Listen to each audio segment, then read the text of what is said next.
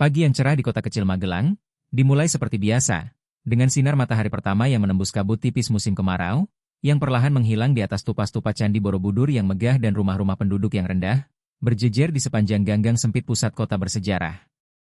Kota provinsi ini, yang terletak di Jawa Tengah, selama berabad-abad telah mempertahankan karakternya yang unik.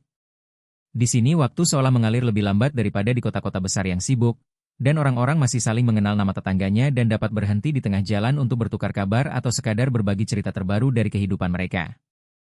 Justru di hari seperti itu, ketika Allah menganugerahi penduduk kota dengan kehangatan dan langit cerah yang langka untuk akhir musim kemarau, Tamara Suryani, wanita berusia 50-an, memutuskan untuk pergi ke pasar pusat untuk membeli bahan makanan untuk seminggu ke depan dan, mungkin, mencari sesuatu yang istimewa untuk makan siang keluarga minggu, yang ia rencanakan untuk merayakan kedatangan putrinya. Tamara Suryani adalah wanita dengan kebiasaan dan tradisi. Mantan guru bahasa Indonesia dan sastra, yang pensiun 3 tahun lalu setelah 30 tahun mengajar di sekolah setempat, ia masih bangun pagi, menjalani gaya hidup teratur, dan lebih memilih produk segar dari pasar daripada barang tanpa nama dari supermarket, di mana, menurutnya, semuanya penuh dengan bahan kimia dan kehilangan kehangatan yang diberikan oleh petani dan pedagang lokal pada produk mereka. Sahabat-sahabatku, jika kalian tertarik dengan kisah keadilan, keberanian, dan takdir yang tak terduga, silakan berlangganan saluran kami dan like video ini. Dukungan kalian membantu kami menciptakan konten baru yang menarik. Terima kasih telah bersama kami. Pagi itu, Tamara Suryani ditemani putrinya, Kirana. Wanita ramping dan bugar berusia 32 tahun, yang penampilannya menunjukkan bahwa ia terbiasa dengan aktivitas fisik dan disiplin ketat. Kirana datang ke kota kelahirannya hanya beberapa hari, mengambil cuti singkat dari dinasnya, yang karakternya hanya diketahui ibunya secara garis besar. Putrinya bertugas di unit khusus dan tidak dapat berbagi detail pekerjaannya bahkan dengan orang terdekatnya. Tamara Suryani bangga pada putrinya, tetapi diam-diam selalu mengkhawatirkannya, membayangkan bahaya yang dihadapinya dalam kegiatan profesionalnya. Namun pada hari kemarau yang cerah ini, sang ibu memutuskan untuk menyingkirkan pikiran-pikiran yang mengganggu dan sekadar menikmati kebersamaan putrinya, berjalan-jalan di kota kesayangannya, dan suasana pasar, yang telah ia kunjungi selama bertahun-tahun dan di mana ia hampir mengenal setiap penjual berdasarkan nama. Mereka keluar dari rumah sekitar pukul 9 pagi, ketika matahari sudah cukup tinggi di atas cakrawala dan membanjiri jalan-jalan kota dengan cahaya lembutnya, dan angin sepau-sepau membawa aroma daun kering dan kesegaran, khas hari-hari November di Jawa Tengah. Pasar Pusat Magelang terletak di lapangan luas tak jauh dari terminal bus dan menyajikan pemandangan yang indah. Terutama di pagi hari, ketika para pedagang baru mulai menggelar dagangannya dan berusaha menarik pembeli pertama dengan produk-produk paling indah dan segar. Barisan lapak kayu dan tenda logam membentang di sepanjang lapangan, membentuk labirin lorong-lorong sempit, di mana pembeli perlahan bergerak dengan tas dan troli, dengan cermat memeriksa persediaan dan menawar harga dengan para penjual. Di sini bisa ditemukan semuanya, dari sayuran dan buah-buahan segar, yang dibawa dari desa-desa tetangga dan peternakan, hingga produk susu rumahan, madu, roti, manisan, dan daging asap, yang disiapkan oleh penduduk setempat dengan resep keluarga kuno. Udara dipenuhi dengan berbagai aroma. Aroma roti yang baru dipanggang bercampur dengan aroma seledri dan peterseli, asap dari rumah asap di ujung pasar, dan aroma manis apel matang dan pir, yang dijual oleh nenek-nenek berkerudung hangat. Tamara Suryani tahu di mana menemukan tomat terbaik dari Ibu Wati, yang membawanya dari kebunnya bahkan di musim dingin, di mana membeli mentega asli buatan rumah dari Pak Hadi dari desa tetangga. Dan kepada siapa bertanya tentang ikan segar? Kepada nelayan pendiam Pak Budi, yang setiap pagi menggelar hasil tangkapannya yang dipancing saat fajar di danau-danau setempat. Para wanita itu berjalan santai di antara deretan toko, berhenti di satu atau dua lapak, dengan teliti memeriksa barang dagangan dan bertukar basa-basi dengan para penjual. Banyak di antaranya mengenal Tamara Suryani sejak ia mengajar anak-anak mereka di sekolah. Kirana, yang biasanya pendiam dan fokus, pada saat-saat ini menjadi rileks dan senang mendengarkan cerita ibunya tentang penduduk setempat, nasib mereka, dan kisah-kisah yang terjalin dengan kehidupan kota kecil itu. Sang ibu bercerita tentang bagaimana pasar itu berubah dalam beberapa tahun terakhir, bagaimana beberapa pedagang lama pensiun, menyerahkan tempat mereka kepada anak dan cucu, sementara beberapa masih berdiri di belakang lapak, meskipun usianya sudah lanjut, karena bagi mereka berdagang bukan hanya cara mencari nafkah, melainkan gaya hidup dan kesempatan untuk berinteraksi dengan orang-orang. Tamara Suryani sudah berhasil membeli kol segar untuk diasinkan, beberapa kilogram kentang, apel pilihan, dan dadi rumahan, ketika pandangannya tertarik pada sebuah lapak dengan tandan anggur yang cerah dan buah-buahan eksotis, yang dibawa ke pasar oleh seorang pedagang yang giat dari kota tetangga. Dia mendekat untuk melihat barang dagangan, sementara Kirana berhenti di lapak madu, memilih sebotol madu jeruk nipis, yang ibunya suka tambahkan ke teh di malam yang dingin. Pada saat ini, ketika kedua wanita itu berada beberapa meter dari satu sama lain, situasi mulai berkembang jauh dari yang mereka rencanakan. Empat pemuda, yang telah berkeliaran di pasar selama sekitar setengah jam, dengan cermat mengamati pembeli dan mencari korban yang cocok untuk perampokan cepat, memperhatikan Tamara Suryani. Tatapan mereka tertuju pada kalung emas di lehernya, pada tas kulit berkualitas baik yang ia pegang di tangan, dan pada beberapa cincin di jari-jarinya. Semua ini menunjukkan bahwa wanita itu tidak miskin dan bisa menjadi mangsa yang mudah. Rudi Gunawan, yang tertua di antara mereka, pria berusia 28 tahun dengan beberapa catatan kriminal karena pencurian kecil dan perkelahian, mengangguk kepada kaki tangannya, Arif Hidayat, Budi Santoso, dan Dani Wijaya, pemuda-pemuda seusianya yang hidupnya sejak dini sudah terjerumus ke jalur kriminal. Karena kurangnya tujuan, kemauan yang lemah, dan pergaulan buruk. Mereka perlahan mulai mendekati Tamara Suryani, mengambil posisi di sekelilingnya sehingga memotong kemungkinan jalur mundur dan bertindak cepat, sebelum orang-orang di sekitarnya sempat bereaksi terhadap apa yang terjadi. Rudi, yang paling berani dan berpengalaman dalam hal-hal seperti itu, sudah membayangkan mangsa yang mudah. Menurut pengalamannya, wanita tua biasanya ketakutan dan menyerahkan barang berharga tanpa perlawanan, hanya untuk menghindari kekerasan fisik. Dan keramaian di pasar jarang ikut campur dalam situasi seperti itu, lebih memilih untuk tetap di pinggir dan tidak mencari masalah sendiri.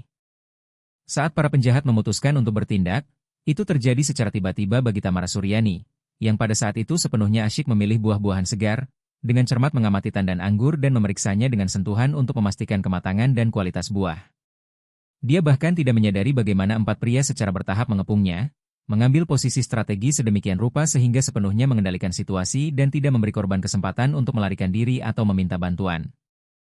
Rudi Gunawan, sebagai yang paling berpengalaman dalam kelompok itu, mendekat lebih dulu. Gerakannya percaya diri dan terlatih, menunjukkan seseorang yang telah melakukan hal serupa puluhan kali dan tahu bagaimana mengintimidasi korban hanya dengan penampilan dan tekanan. Dia berdiri tepat di depan Tamara Suryani, praktis menempel, melanggar ruang pribadi dan menciptakan suasana ancaman. Sementara Arif Hidayat mengambil posisi di kiri, Budi Santoso di kanan, dan Dani Wijaya menutup lingkaran dari belakang, memotong jalan mundur wanita itu dan menghalangi pandangan saksi mata yang mungkin melihat kejadian itu dan ikut campur. Rudi tiba-tiba mencengkeram pergelangan tangan Tamara Suryani, menggenggamnya cukup kuat untuk menyebabkan rasa sakit dan menunjukkan keseriusan niatnya. Dan dengan suara rendah yang mengancam berkata agar dia menyerahkan tasnya dan melepaskan semua perhiasannya segera, jika tidak ingin menderita luka yang lebih serius di sini, di depan mata semua yang hadir. Tamara Suryani tertegun karena syok dan ketakutan. Jantungnya berdebar kencang di dadanya, napasnya tersengal-sengal, dan di matanya muncul kengerian saat menyadari bahwa dia berada di tengah situasi kriminal di siang bolong di pasar yang ramai, di mana, tampaknya, dia seharusnya benar-benar aman. Tangannya gemetar, dan dia secara naluriah memeluk tasnya bukan karena keinginan untuk melawan, melainkan karena kebingungan yang melandanya, yang sering terjadi pada orang dalam bahaya mendadak, ketika otak tidak dapat memproses apa yang terjadi dengan cepat dan memberikan reaksi yang memadai.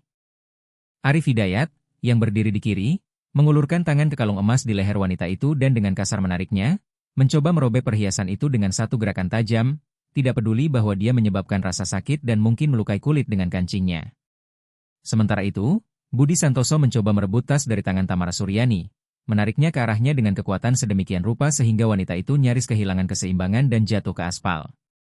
Dani Wijaya, yang berada di belakang, dengan cermat mengawasi sekeliling, siap memperingatkan kaki tangannya tentang kedatangan siapapun yang mungkin mengganggu operasi cepat mereka, dan memegang tangannya di saku jaketnya, berpura-pura bahwa ada senjata di sana, agar jika perlu, semakin mengintimidasi korban atau saksi mata yang tidak sengaja. Orang-orang di pasar mulai menyadari apa yang terjadi, tetapi reaksi mereka khas sebagian besar saksi mata kejahatan. Beberapa memalingkan muka, berpura-pura tidak melihat apa-apa dan tidak ingin ikut campur dalam masalah orang lain. Yang lain berhenti di kejauhan, mengamati perkembangan peristiwa, tetapi tidak berani mendekat karena takut menjadi korban agresi penjahat itu sendiri. Yang ketiga mulai mengeluarkan ponsel untuk memanggil polisi. Tetapi semua tindakan ini membutuhkan waktu, yang hampir tidak dimiliki Tamara Suryani. Para pedagang di belakang lapak juga membeku, tidak tahu bagaimana bereaksi terhadap perampokan berani yang terjadi hanya beberapa meter dari mereka. Seseorang mulai berteriak, menuntut untuk menghentikan kekacauan itu, tetapi kata-kata itu tenggelam dalam kebisingan pasar dan tidak memberikan kesan apapun pada para penjahat, yang jelas berharap untuk menyelesaikan urusan mereka dalam hitungan detik dan menghilang di antara keramaian, sebelum ada yang sempat bereaksi secara efektif. Rudy meningkatkan tekanan pada pergelangan tangan Tamara Suryani. Wajahnya dipelintir karena marah karena wanita itu tidak segera mematuhi tuntutan mereka, dan dia sudah mengangkat tangan bebasnya untuk memukul, untuk akhirnya mematahkan perlawanan apapun dan menunjukkan bahwa mereka tidak main-main. Pada saat kritis ini, ketika situasi mencapai puncaknya dan kekerasan tampak tak terhindarkan, Kirana Suryani, yang berada hanya beberapa meter dari tempat kejadian di lapak madu, menoleh karena suara bising dan langsung menilai apa yang terjadi dengan pandangan profesionalnya. Terlatih selama bertahun-tahun bertugas di unit khusus, di mana kemampuan untuk menganalisis situasi berbahaya dengan cepat dan membuat keputusan dalam sepersekian detik adalah masalah hidup dan mati. Tubuhnya menegang, otot-ototnya dalam keadaan siap tempur, dan di matanya muncul kilauan fokus yang dingin, yang selalu muncul ketika ia beralih ke mode pelaksanaan misi tempur. Kirana tidak berteriak, tidak meminta bantuan atau mencoba bernegosiasi dengan para penjahat. Pelatihan dan pengalamannya menunjukkan bahwa dalam situasi ini, yang dibutuhkan bukanlah kata-kata, melainkan tindakan cepat dan tegas, yang akan melumpuhkan penyerang agar tidak dapat melukai ibunya dan mengakhiri konflik sebelum berkembang menjadi sesuatu yang lebih berbahaya. Dia bergerak cepat menuju kelompok penjahat. Langkahnya tanpa suara dan percaya diri, dan jarak beberapa meter dilampaui dalam sekejap mata, lebih cepat dari siapapun di antara para penyerang yang sempat menyadari ancaman yang mendekat. Para penjahat begitu fokus pada korban mereka dan yakin akan keberhasilan operasi mereka sehingga mereka sama sekali tidak mengharapkan perlawanan aktif, terutama dari seorang wanita muda, yang secara fisik tidak terlihat terlalu berbahaya atau mampu melawan 4 pria dewasa. Kepercayaan diri dan meremehkan lawan menjadi kesalahan pertama dan terbesar mereka, yang harus mereka bayar mahal dalam beberapa detik berikutnya. Rudy, yang masih memegang pergelangan tangan Tamara Suryani dan bersiap untuk menyerang, bahkan tidak sempat menyadari apa yang terjadi ketika dia merasakan sakit yang tajam dan tak tertahankan di lengannya. Kirana memberikan pukulan tepat ke titik tekanan di lengan bawahnya, sambil pada saat yang sama melakukan kuncian dan memutar lengannya ke posisi yang tidak wajar, yang membuatnya segera melepaskan jari-jarinya dan melepaskan ibunya. Tanpa memberinya waktu untuk pulih, dia melakukan sapuan kaki, menjatuhkan Rudy, dan menggunakan momentum jatuhnya untuk membalikan Rudy telungkup dan menguncinya dengan teknik kuncian nyeri. Menekan lututnya ke punggung dan memutar lengannya ke belakang hingga batas maksimal. Setelah itu terjadi cedera sendi dan ligamen yang nyata. Semua ini terjadi dalam 2, paling banyak 3 detik. Dan Rudy, yang baru saja tampak begitu mengancam dan percaya diri, kini tergeletak di aspal kotor pasar, menggeliat kesakitan dan bahkan tidak bisa bergerak. Arif Hidayat, yang pada saat serangan Kirana masih memegang kalung di leher Tamara Suryani, mencoba bereaksi dan berbalik menghadapi ancaman baru. Tetapi gerakannya terlalu lambat dan dapat diprediksi untuk seorang pejuang profesional. Kirana, tanpa melepaskan Rudy sepenuhnya, tetapi melonggarkan cengkeraman cukup untuk membebaskan satu tangan, memberikan serangkaian pukulan cepat kepada Arif. Pukulan pertama mengenai ulu hatinya, membuatnya tidak bisa bernapas dan membungkuk menjadi 2 karena rasa sakit yang tak tertahankan.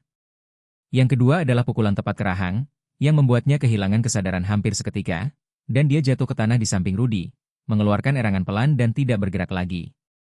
Budi Santoso, melihat 2 rekannya dilumpuhkan dalam hitungan detik oleh seorang wanita, panik dan membuat kesalahan fatal. Daripada melarikan diri, dia memutuskan untuk mengeluarkan pisau yang dia bawa di saku untuk membela diri dan mengintimidasi korban. Tangannya meraih saku, tetapi Kirana melihat gerakan itu dengan pandangan periferalnya, dan reaksinya secepat kilat. Dia mengambil 2 langkah cepat ke arahnya, melakukan sapuan kaki rendah yang membuatnya kehilangan pijakan. Dan saat dia mulai jatuh, dia menyambar tangannya yang memegang pisau, memutarnya, dan menekan saraf di pergelangan tangannya, memaksa jari-jarinya terbuka dan menjatuhkan senjata. Setelah itu, dia menyelesaikan tekniknya dengan melemparkan Budi ke punggung dan mengunci tangannya dalam kuncian nyeri, yang membuat perlawanan apapun sia-sia dan sangat menyakitkan. Dani Wijaya, yang hingga saat itu berdiri di belakang dan bertindak sebagai pengamat, akhirnya menyadari skala bencana yang menimpa kelompok mereka. 3 rekannya telah dikalahkan oleh seorang wanita dalam waktu yang tidak lebih dari 10 detik. Dan dia sendiri ditinggalkan berdua dengan seorang pejuang yang jelas profesional, yang kemampuannya jauh melebihi apapun yang pernah dia hadapi dalam perkelahian jalanan dan bentrokan kecil. Naluri mempertahankan diri mengalahkan sisa-sisa solidaritas kriminal, dan dia mencoba melarikan diri, berbalik dan lari dari tempat kejadian, berharap menghilang di antara kerumunan pembeli dan pedagang, yang sekarang mengamati kejadian itu dengan mata terbelalak. Tapi Kirana tidak berniat membiarkan salah satu penyerang bebas. Dia melompat berdiri dan mengejar. Kecepatan dan daya tahannya, yang diasah oleh pelatihan yang tak terhitung jumlahnya dan operasi nyata, memungkinkannya menyusul Dani hanya dalam beberapa meter. Dia meraih kerah jaketnya, menariknya ke belakang dengan kuat, menggunakan inersia Dani sendiri untuk melawannya, dan melakukan bantingan yang menjatuhkannya ke tanah dengan kekuatan sedemikian rupa sehingga semua udara keluar dari paru-parunya, dan matanya gelap karena benturan kepala dengan permukaan yang keras. Apa yang terjadi di Pasar Pusat Magelang pada pagi cerah di bulan November itu menjadi peristiwa yang akan diceritakan oleh penduduk kota selama bertahun-tahun, mewariskan kisah itu dari mulut ke mulut dan setiap kali menambahkan detail baru, yang membuat kejadian itu semakin mengesankan dan luar biasa. Kirana Suryani menunjukkan tingkat pelatihan tempur dan profesionalisme yang jarang terlihat di luar latihan militer khusus atau operasi rahasia yang dilakukan oleh unit elit di titik-titik paling berbahaya di dunia. Tindakannya begitu tepat, cepat, dan efektif sehingga bahkan petugas polisi berpengalaman, yang tiba di tempat kejadian kemudian, mengakui bahwa mereka jarang bertemu dengan keahlian bela diri yang begitu virtuoso dan penerapan kekuatan yang begitu dingin dan terencana, di mana setiap gerakan ditujukan untuk mencapai hasil tertentu tanpa satu tindakan pun yang tidak perlu atau energi yang terbuang sia-sia. Seluruh insiden, dari saat Kirana menyadari serangan terhadap ibunya hingga saat keempat penjahat tergeletak di aspal dalam berbagai tahap shock nyeri dan ketidakmampuan untuk melawan, tidak memakan waktu lebih dari 25 detik, yang tampak sangat luar biasa bagi semua yang hadir, yang hampir tidak sempat menyadari bahwa sesuatu yang luar biasa sedang terjadi. Setelah Dani Wijaya berhasil dilumpuhkan dan dijatuhkan ke tanah dengan kekuatan yang membuatnya kehilangan napas dan kemampuan untuk melawan, Kirana dengan cepat menilai situasi di sekitarnya, memeriksa apakah ada ancaman lain atau kaki tangan para penyerang yang mungkin mencoba ikut campur atau menyelamatkan teman-teman mereka. Tatapannya secara metodis mengamati kerumunan, menganalisis wajah, postur, dan perilaku orang-orang, mencari tanda-tanda agresi atau aktivitas mencurigakan. Namun ia cepat yakin bahwa keempat orang ini bertindak sendiri dan tidak ada bahaya tambahan. Setelah yakin dengan kesimpulannya, ia kembali ke tempat kejadian dan melihat bahwa Rudi Gunawan masih tergeletak di tanah, memegangi lengannya yang terpelintir dan merintih pelan kesakitan, tidak berani bergerak karena setiap gerakan menyebabkan penderitaan tambahan. Arif Hidayat tidak sadarkan diri. Tubuhnya tergeletak lemas di aspal kotor, dan dari sudut mulutnya mengalir setetes darah, menunjukkan bahwa pukulan itu cukup kuat untuk menyebabkan gegar otak serius, meskipun tidak cukup kuat untuk menyebabkan kerusakan permanen. Budi Santoso terbaring telentang, tangannya terkunci dalam posisi yang tidak wajar, dan di wajahnya terukir ekspresi kesakitan dan ketakutan. Ia bernapas cepat dan terputus-putus, berusaha mengatasi shock nyeri dan memahami apa yang baru saja terjadi padanya dan teman-temannya. Kirana mendekati ibunya, yang masih berdiri di tempat yang sama saat ia diserang, dalam keadaan shock dan kebingungan, tidak dapat sepenuhnya memahami dan memproses apa yang telah terjadi hanya dalam beberapa saat. Tamara Suryani menatap putrinya dengan mata terbelalak, di mana bercampur ketakutan, lega, bangga, dan sedikit ketidakpahaman tentang bagaimana putrinya yang manis dan penuh kasih, yang ia ingat sebagai gadis kecil berambut kepang, dapat menunjukkan tingkat kekerasan dan keahlian tempur seperti itu. Kirana dengan lembut menyentuh bahu ibunya. Suaranya, yang beberapa saat lalu mungkin terdengar seperti perintah dingin dalam situasi pertempuran, kini menjadi lembut dan menenangkan.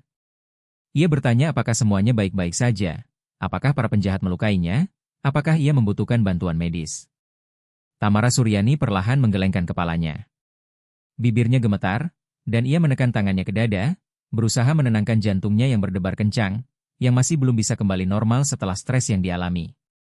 Kirana memeluk ibunya, sesaat membiarkan dirinya menunjukkan emosi yang biasanya ia kendalikan dengan ketat, dan berbisik bahwa semuanya sudah berakhir, bahwa ia aman, dan bahwa orang-orang ini tidak akan menyakiti siapapun lagi. Sementara itu, kerumunan di pasar mulai hidup dan keluar dari keadaan kebingungan yang disebabkan oleh kejadian yang tiba-tiba dan brutal itu. Orang-orang mulai mengerumuni tempat kejadian, membicarakan apa yang mereka lihat dengan suara-suara bersemangat. Setiap orang berbagi kesan mereka dan mencoba menggambarkan apa yang mereka lihat.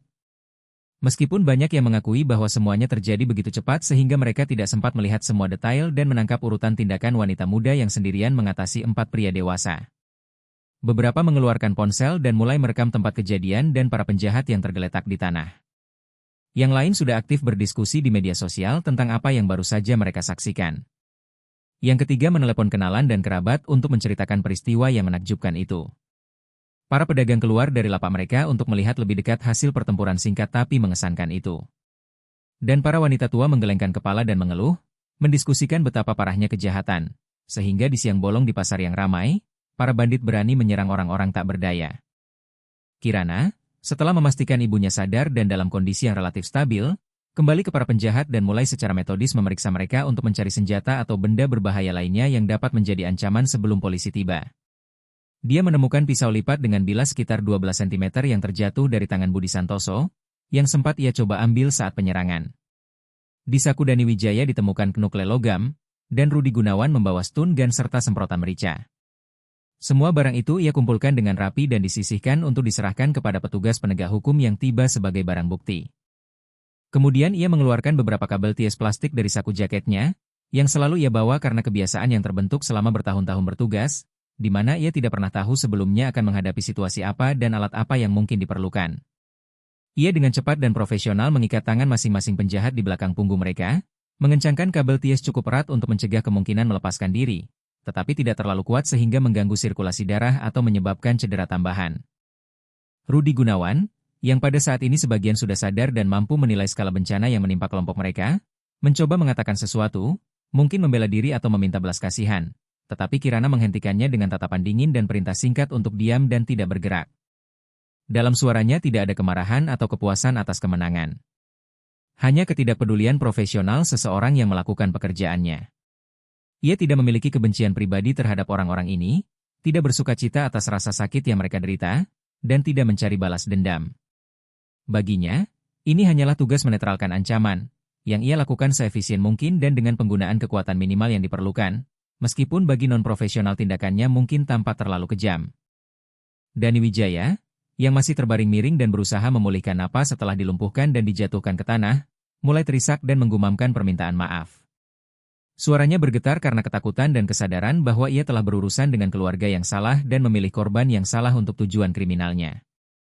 Beberapa menit kemudian, yang terasa seperti keabadian bagi para penjahat yang terikat, tetapi berlalu tanpa terasa bagi kerumunan yang mengamati, pasukan polisi tiba di pasar. 2 mobil patroli dengan lampu berkedip dan sirine menyala berhenti di tepi alun-alun, dan 4 petugas berseragam melompat keluar, berjalan cepat menuju kerumunan.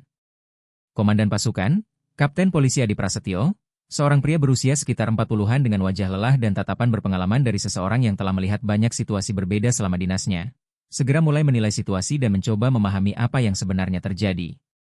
Ia melihat 4 pria terikat tergeletak di tanah dalam berbagai posisi. Seorang wanita muda berdiri di samping mereka dalam pose tenang, hampir santai. Seorang wanita tua, yang dikelilingi dan ditenangkan oleh beberapa pedagang wanita, dan kerumunan besar orang penasaran yang aktif mendiskusikan apa yang terjadi dan berusaha memberikan kesaksian mereka secara bersamaan. Prasetyo mengangkat tangannya, meminta semua orang untuk tenang, dan dengan suara keras dan berwibawa meminta para saksi untuk menjauh dan memberi polisi kesempatan untuk menyelesaikan situasi. Lalu ia mendekati Kirana, yang langsung menonjol dari kerumunan karena ketenangan dan ketenangannya. Kirana secara singkat dan jelas menceritakan apa yang terjadi, tanpa terlalu banyak detail atau penilaian emosional, menyajikan fakta-fakta dalam urutan kronologi seperti yang terjadi. 4 pria menyerang ibunya untuk tujuan perampokan, menggunakan kekerasan fisik dan ancaman. Ia campur tangan untuk membela ibunya dan menggunakan kekuatan yang diperlukan untuk melumpuhkan penyerang. Setelah itu ia melucuti senjata mereka, mengikat mereka, dan menunggu kedatangan polisi. Kapten Prasetyo mendengarkan ceritanya dengan seksama. Tatapan berpengalamannya melayang di wajah Kirana, mencoba menilai kejujuran dan keandalannya. Kemudian ia mendekati para penjahat yang terikat dan mulai memeriksa mereka, menilai sifat luka yang mereka derita. Rudi Gunawan mengeluh sakit parah di lengan dan meminta untuk memanggil ambulans, mengklaim bahwa ia mengalami patah tulang. Arif Hidayat pada saat itu sudah sadar, tetapi dalam keadaan linglung dan disorientasi, memegangi kepalanya dan merintih.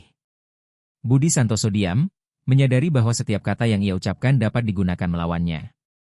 Dan Dani Wijaya terus terisak dan mengulang-ulang bahwa ia tidak bermaksud menyakiti siapapun dan bahwa semua ini terjadi secara tidak sengaja.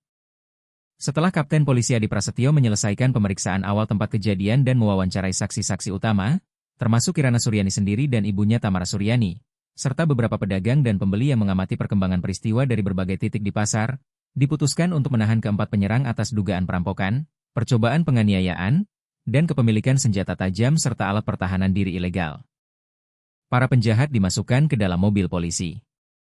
Rudi Gunawan dan Arif Hidayat, yang kondisinya menimbulkan kekhawatiran tertentu bagi aparat penegak hukum yang tiba di lokasi, pertama-tama dibawa ke rumah sakit kota untuk pemeriksaan medis dan pertolongan yang diperlukan, baru kemudian dibawa ke sel tahanan sementara. Dokter di unit gawat darurat rumah sakit mendiagnosis Rudi mengalami keseleo sendi bahu dan memar parah, Sementara Arif mengalami gegar otak sedang dan patah rahang bawah, yang memerlukan pemasangan perban fiksasi khusus dan pemberian obat pereda nyeri. Budi Santoso dan Dani Wijaya hanya menderita memar dan lecet, yang tidak memerlukan rawat inap, dan segera ditempatkan di sel tahanan, di mana mereka harus menghabiskan waktu hingga persidangan, merenungkan tindakan mereka dan konsekuensi yang ditimbulkannya. Tindakan investigasi dalam kasus perampokan di Pasar Pusat Magelang segera dimulai dan dilakukan dengan sangat teliti, karena insiden tersebut menimbulkan resonansi yang signifikan, dan media lokal serta media sosial secara aktif mendiskusikan insiden tersebut, memuji kepahlawanan Kirana Suryani dan menuntut hukuman berat bagi para penjahat yang berani menyerang seorang wanita tak berdaya di siang bolong di tempat ramai. Penyidik utama kasus khusus dari Satuan Reskrim Polres Magelang, Budi Santosa, seorang ahli hukum berpengalaman dengan 20 tahun masa kerja di lembaga penegak hukum, secara pribadi mengambil alih penyelidikan kasus ini dan melakukan serangkaian interogasi terhadap semua peserta dan saksi kejadian. Kirana Suryani memberikan kesaksian rinci, di mana ia menjelaskan semua keadaan yang terjadi, menjelaskan mengapa ia menggunakan kekuatan fisik dan mengapa ia menganggap tindakannya sah menurut undang-undang tentang pembelaan diri yang diperlukan. Penyidik Budi Santosa, setelah mempelajari rekam jejaknya dan menerima konfirmasi resmi dari Komando Unit tempat ia bertugas, bahwa Kirana memang seorang perwira khusus dengan kualifikasi tinggi di bidang bela diri dan taktik netralisasi musuh, menyimpulkan bahwa tindakannya sepenuhnya sesuai dengan situasi dan tidak melampaui batas pembelaan diri yang diperlukan, karena para penyerang merupakan ancaman nyata bagi kehidupan dan kesehatan ibunya. Interogasi para tersangka sendiri memberikan gambaran lengkap tentang kegiatan kriminal mereka, yang ternyata jauh lebih luas daripada sekadar satu serangan yang gagal di pasar. Rudi Gunawan, menyadari bahwa bukti-bukti terhadapnya tak terbantahkan, dan saksi mata kejadian lebih dari 20 orang, termasuk rekaman video dari kamera pengawas yang dipasang di kios-kios pasar, memutuskan untuk sebagian bekerja sama dengan penyelidikan dengan harapan meringankan hukumannya. Ia menceritakan bahwa selama 6 bulan terakhir, kelompoknya telah melakukan setidaknya 8 serangan serupa terhadap wanita lajang dan lansia di berbagai wilayah Jawa Tengah, memilih korban berdasarkan prinsip adanya barang berharga yang terlihat dan kemampuan perlawanan minimal. Arif Hidayat, Budi Santoso, dan Dani Wijaya mengkonfirmasi informasi ini, menambahkan detail tentang episode lain dari kegiatan kriminal mereka, termasuk pencurian mobil, pencurian apartemen, dan perampokan kecil. Penyelidikan membuka kasus pidana tambahan untuk setiap fakta kejahatan yang teridentifikasi, dan korban serangan sebelumnya dipanggil untuk identifikasi dan memberikan kesaksian, yang secara signifikan memperberat dakwaan terhadap keempatnya. Proses pengadilan terhadap Rudi Gunawan, Arif Hidayat, Budi Santoso, dan Dani Wijaya dimulai 4 bulan setelah penangkapan mereka di Pengadilan Negeri Magelang, di mana kasus itu dialihkan berdasarkan yurisdiksi teritorial. Hakim Fatmawati, seorang wanita yang tegas dan berprinsip, dikenal karena sikapnya yang tidak kompromi terhadap kejahatan terhadap individu, memimpin persidangan dengan objektivitas maksimal, tetapi pada saat yang sama tidak menyembunyikan kemarahannya atas sinisme dan kekejaman tindakan para terdakwa. Jaksa Penuntut Umum Aditya Rahman mengajukan sejumlah besar bukti kepada pengadilan tentang kesalahan terdakwa, termasuk kesaksian lebih dari 30 saksi, rekaman video dari kamera pengawas, kesimpulan ahli, berita acara pemeriksaan tempat kejadian, dan barang bukti berupa senjata dan alat bela diri yang disita dari para penjahat. Pengacara para terdakwa mencoba membangun pembelaan bahwa klien mereka tidak berniat menyebabkan kerugian serius pada korban dan bertindak di bawah pengaruh keadaan hidup yang sulit dan kurangnya kesempatan untuk mencari nafkah secara legal. Namun argumen-argumen ini tidak mendapatkan simpati dari pengadilan maupun majelis hakim, yang meninjau kasus tersebut dan terkejut dengan skala kegiatan kriminal kelompok tersebut. Kesaksian Tamara Suryani memberikan kesan khusus pada semua yang hadir di ruang sidang.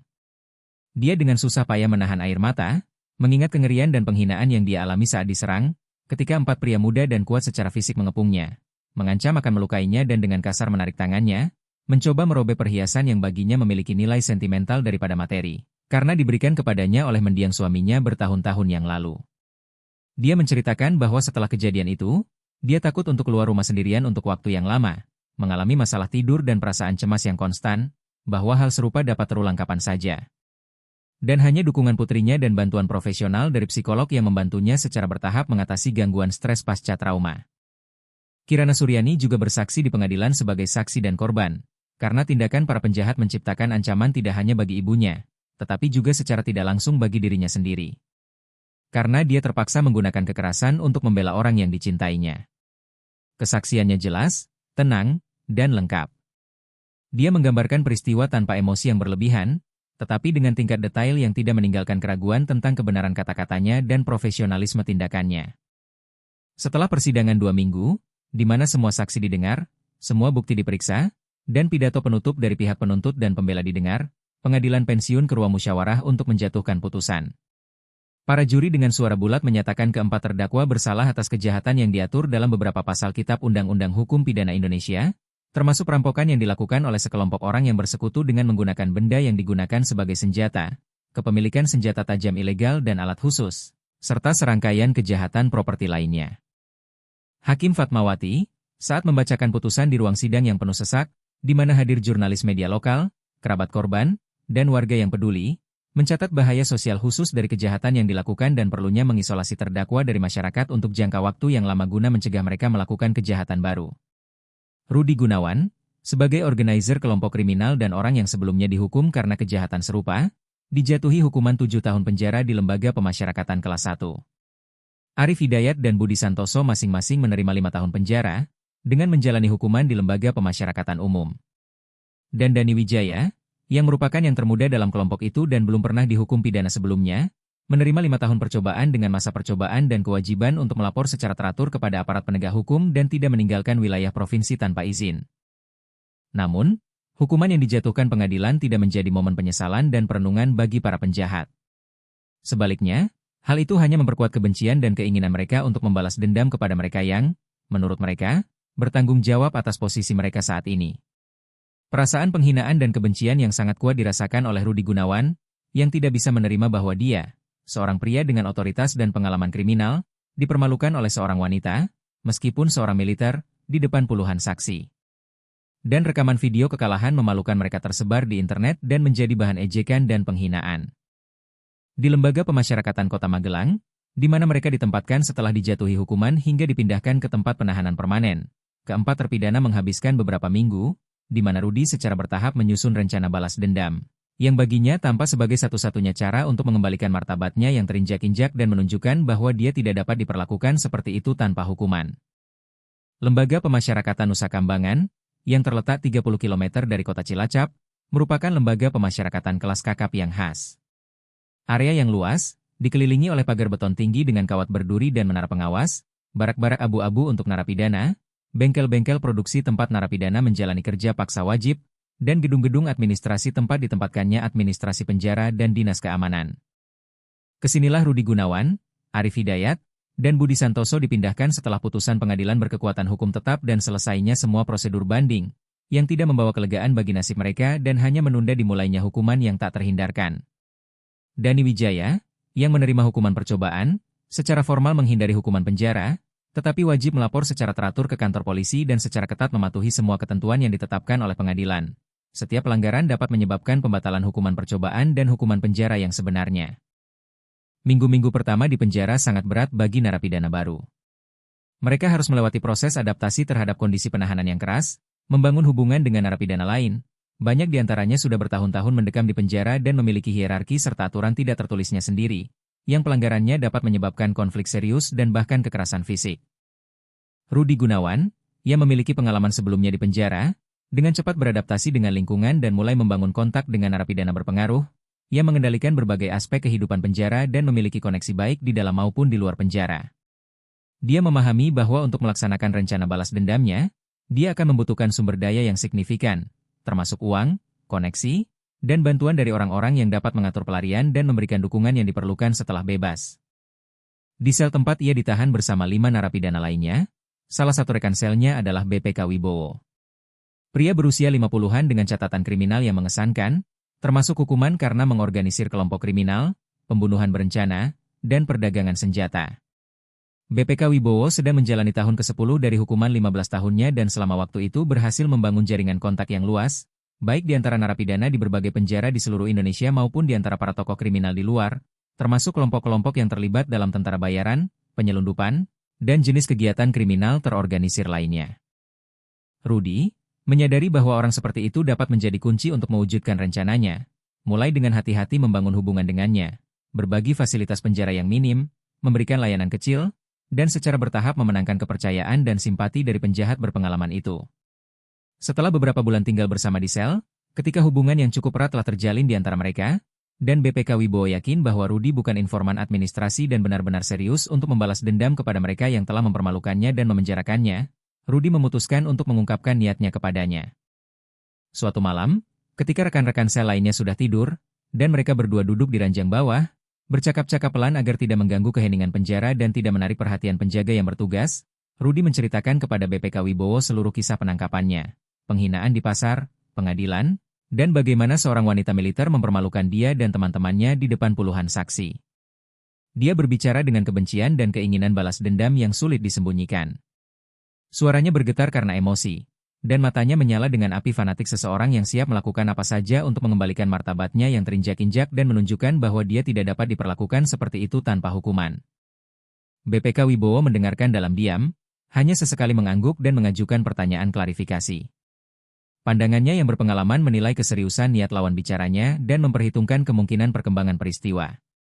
Ketika Rudi selesai bercerita dan langsung bertanya apakah BPK Wibowo dapat membantunya mengatur pelarian dan mendapatkan dana yang diperlukan untuk melakukan balas dendam, dia terdiam lama, memikirkan tawaran itu dan menimbang risiko dan manfaat yang mungkin.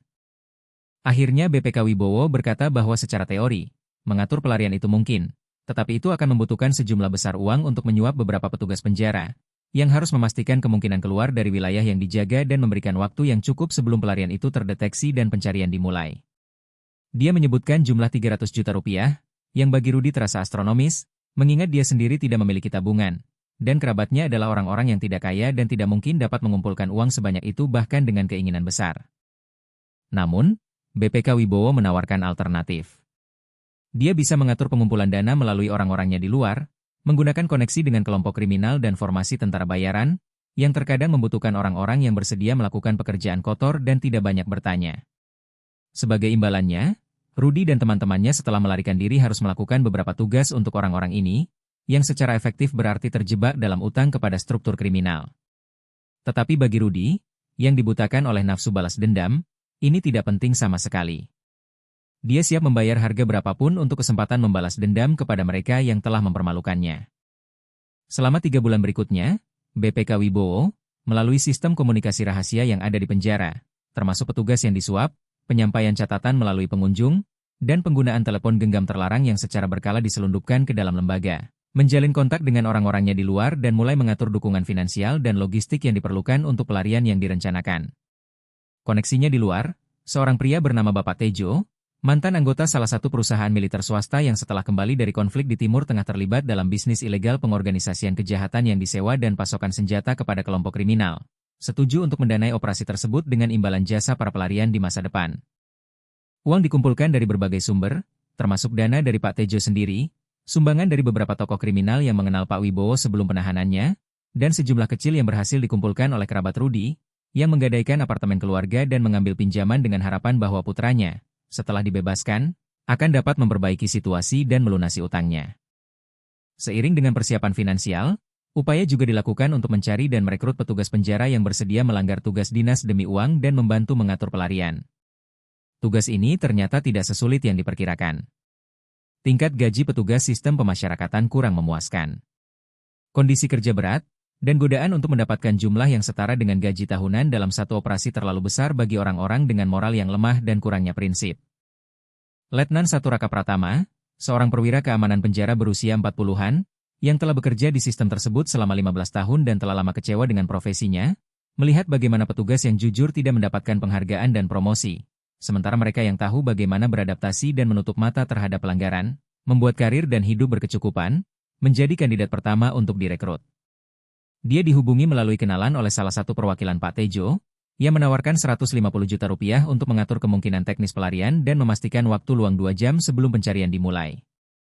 Raka lama ragu-ragu, menyadari bahwa jika keterlibatannya dalam pelarian terungkap, dia akan menghadapi tidak hanya pemecatan dan kehilangan pensiun, tetapi juga hukuman penjara yang sebenarnya. Namun, masalah keuangan, termasuk utang KPR dan pinjaman, serta penyakit istrinya yang membutuhkan perawatan mahal, pada akhirnya mengalahkan ketakutan akan hukuman, dan dia setuju dengan kesepakatan itu. Peserta kedua dalam konspirasi kriminal adalah Sersan Mayor Andriawan, seorang petugas muda dari Dinas Jaga berusia 28 tahun, yang baru saja masuk sistem dan belum sempat meresapi etika profesional dan memahami pentingnya pekerjaannya. Rencana itu telah dipikirkan dengan cermat hingga detail terkecil. Hari dan waktu pelarian dipilih sedemikian rupa sehingga meminimalkan risiko deteksi yang tidak disengaja. Rute pergerakan di dalam penjara telah dipelajari dan disepakati, Dan di luar lembaga sudah menunggu mobil dengan plat nomor palsu, yang seharusnya membawa para pelarian ke sebuah rumah aman di kawasan industri Cilacap, di mana mereka dapat menunggu hari-hari pertama pencarian yang paling berbahaya dan bersiap untuk melaksanakan balas dendam mereka. Malam antara tanggal 23 dan 24 November sangat gelap dan dingin. Awan tebal menutupi langit, tidak membiarkan cahaya bulan maupun sinar bintang menembus. Dan angin kencang meniupkan salju kering ke seluruh wilayah lembaga pemasyarakatan Nusa Kambangan, yang baru saja mulai turun dan sudah menutupi tanah dengan lapisan putih tipis, membuat jarak pandang semakin buruk dan menciptakan kondisi ideal untuk pelarian yang direncanakan. Rudi Gunawan, Arif Hidayat, dan Budi Santoso menghabiskan seluruh hari sebelumnya dalam keadaan ketegangan saraf yang ekstrim, berusaha bertingkah senormal mungkin dan tidak menarik perhatian baik administrasi penjara maupun narapidana lain. Banyak di antaranya memiliki naluri binatang buas terhadap setiap penyimpangan dari perilaku biasa dan dapat mencurigai sesuatu yang tidak beres. Mereka bekerja di unit produksi, di mana para narapidana membuat furnitur kayu untuk lembaga pemerintah, melakukan tugas mereka dengan tingkat ketekunan yang tidak menimbulkan kecurigaan, tetapi juga tidak terlihat berlebihan. Mereka makan malam di kantin umum bersama narapidana lain, mendiskusikan topik-topik penjara biasa dan berpura-pura bahwa hari itu tidak berbeda dari bulan-bulan sebelumnya di penjara. Namun, di dalam diri mereka masing-masing bergejolak emosi. Ketakutan akan ketidakpastian dan kemungkinan kegagalan operasi bercampur dengan harapan akan kebebasan dan antisipasi balas dendam. Adrenalin secara bertahap menumpuk di dalam darah, mempertajam semua indera dan membuat jantung berdetak lebih cepat dari biasanya. Rencana pelarian telah dihitung hingga menit dan mengasumsikan penggunaan beberapa keadaan yang menguntungkan, yang seharusnya bertepatan pada waktu yang ditentukan secara ketat. Sesuai kesepakatan dengan petugas penjara yang disuap, Letnan 1 Raka Pratama dan Sersan Mayor Andriawan, pada pukul 11 malam, ketika sebagian besar narapidana sudah berada di sel mereka dan bersiap untuk tidur, dan shift penjaga yang bertugas melakukan patroli rutin di area tersebut, ketiga pelarian itu seharusnya meninggalkan barak mereka dengan dalih perlu mengambil beberapa peralatan dari bengkel produksi untuk memenuhi pesanan mendesak, yang diduga memerlukan pekerjaan di malam hari. Raka, sebagai perwira shift senior, harus secara pribadi mengeluarkan izin keluar dari zona hunian dan mengantar mereka ke gedung produksi, di mana ia diduga membiarkan pintu keluar layanan terbuka untuk ventilasi setelah pekerjaan pengecatan yang dilakukan pada siang hari. Sebenarnya, pintu keluar layanan ini, yang terletak di bagian belakang gedung dan tidak terlihat dari menara pengawas, karena fitur medan dan penanaman pohon, telah dipilih dengan cermat sebagai titik optimal untuk meninggalkan area yang dijaga, karena mengarah ke zona ekonomi penjara, di mana terdapat gudang, garasi, dan bengkel. Dan dari sana sudah ada jalur yang relatif mudah ke perimeter luar pagar melalui bagian di mana pencahayaan keamanan tidak memadai karena kegagalan beberapa lampu sorot, yang diketahui oleh administrasi, tetapi tidak terburu-buru untuk memperbaikinya karena kekurangan dana kronis untuk pemeliharaan teknis. Sersan Mayor Andriawan, yang bertugas malam itu di salah satu menara, seharusnya pada saat kritis, ketika para pelarian akan melewati pagar luar, teralihkan oleh panggilan telepon yang diduga penting dan tidak menyadari pergerakan di sektor tanggung jawabnya, dan kemudian, ketika pelarian terdeteksi, menyatakan bahwa ia melihat bayangan mencurigakan, tetapi mengira itu adalah anjing liar, yang kadang-kadang berkeliaran di area yang berdekatan dengan hutan penjara. Sistem pengawasan video di bagian pelarian yang diusulkan juga telah dinonaktifkan sebelumnya oleh Raka dengan dalih kegagalan teknis, yang tidak menimbulkan kecurigaan khusus dari manajemen penjara, karena peralatan itu sudah tua, sering rusak, dan dana untuk penggantiannya dialokasikan dengan penundaan besar. Di luar penjara, di jalan tanah yang melewati hutan sejauh 1,5 km dari perimeter luar, sebuah mobil tua berwarna biru tua, Toyota Kijang tahun 1990-an dengan plat nomor palsu, telah menunggu sejak pukul 9 malam.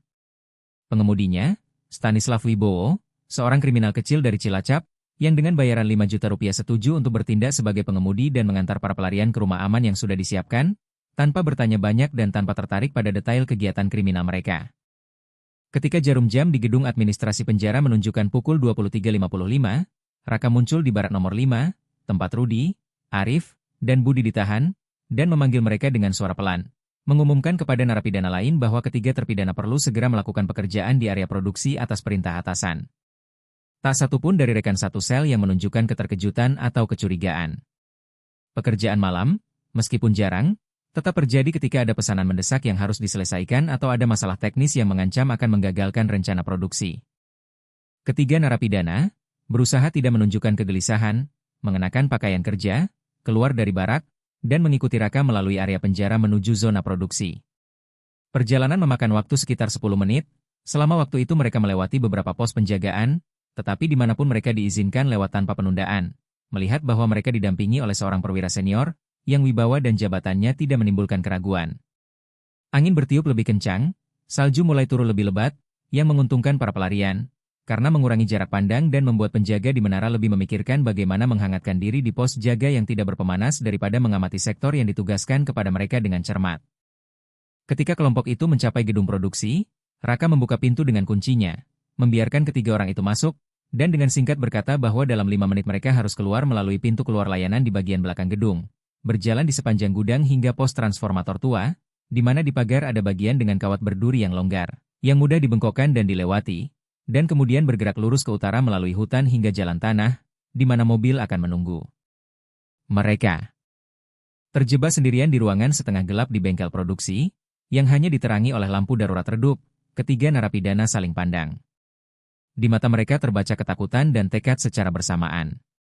Pemahaman bahwa setelah langkah ini tidak ada jalan kembali, dan setiap kesalahan dapat menyebabkan mereka tidak hanya kembali ke penjara dengan tambahan hukuman karena melarikan diri, tetapi juga nyawa, jika pengejaran menyusul mereka dan mereka melakukan perlawanan terhadap penjaga bersenjata.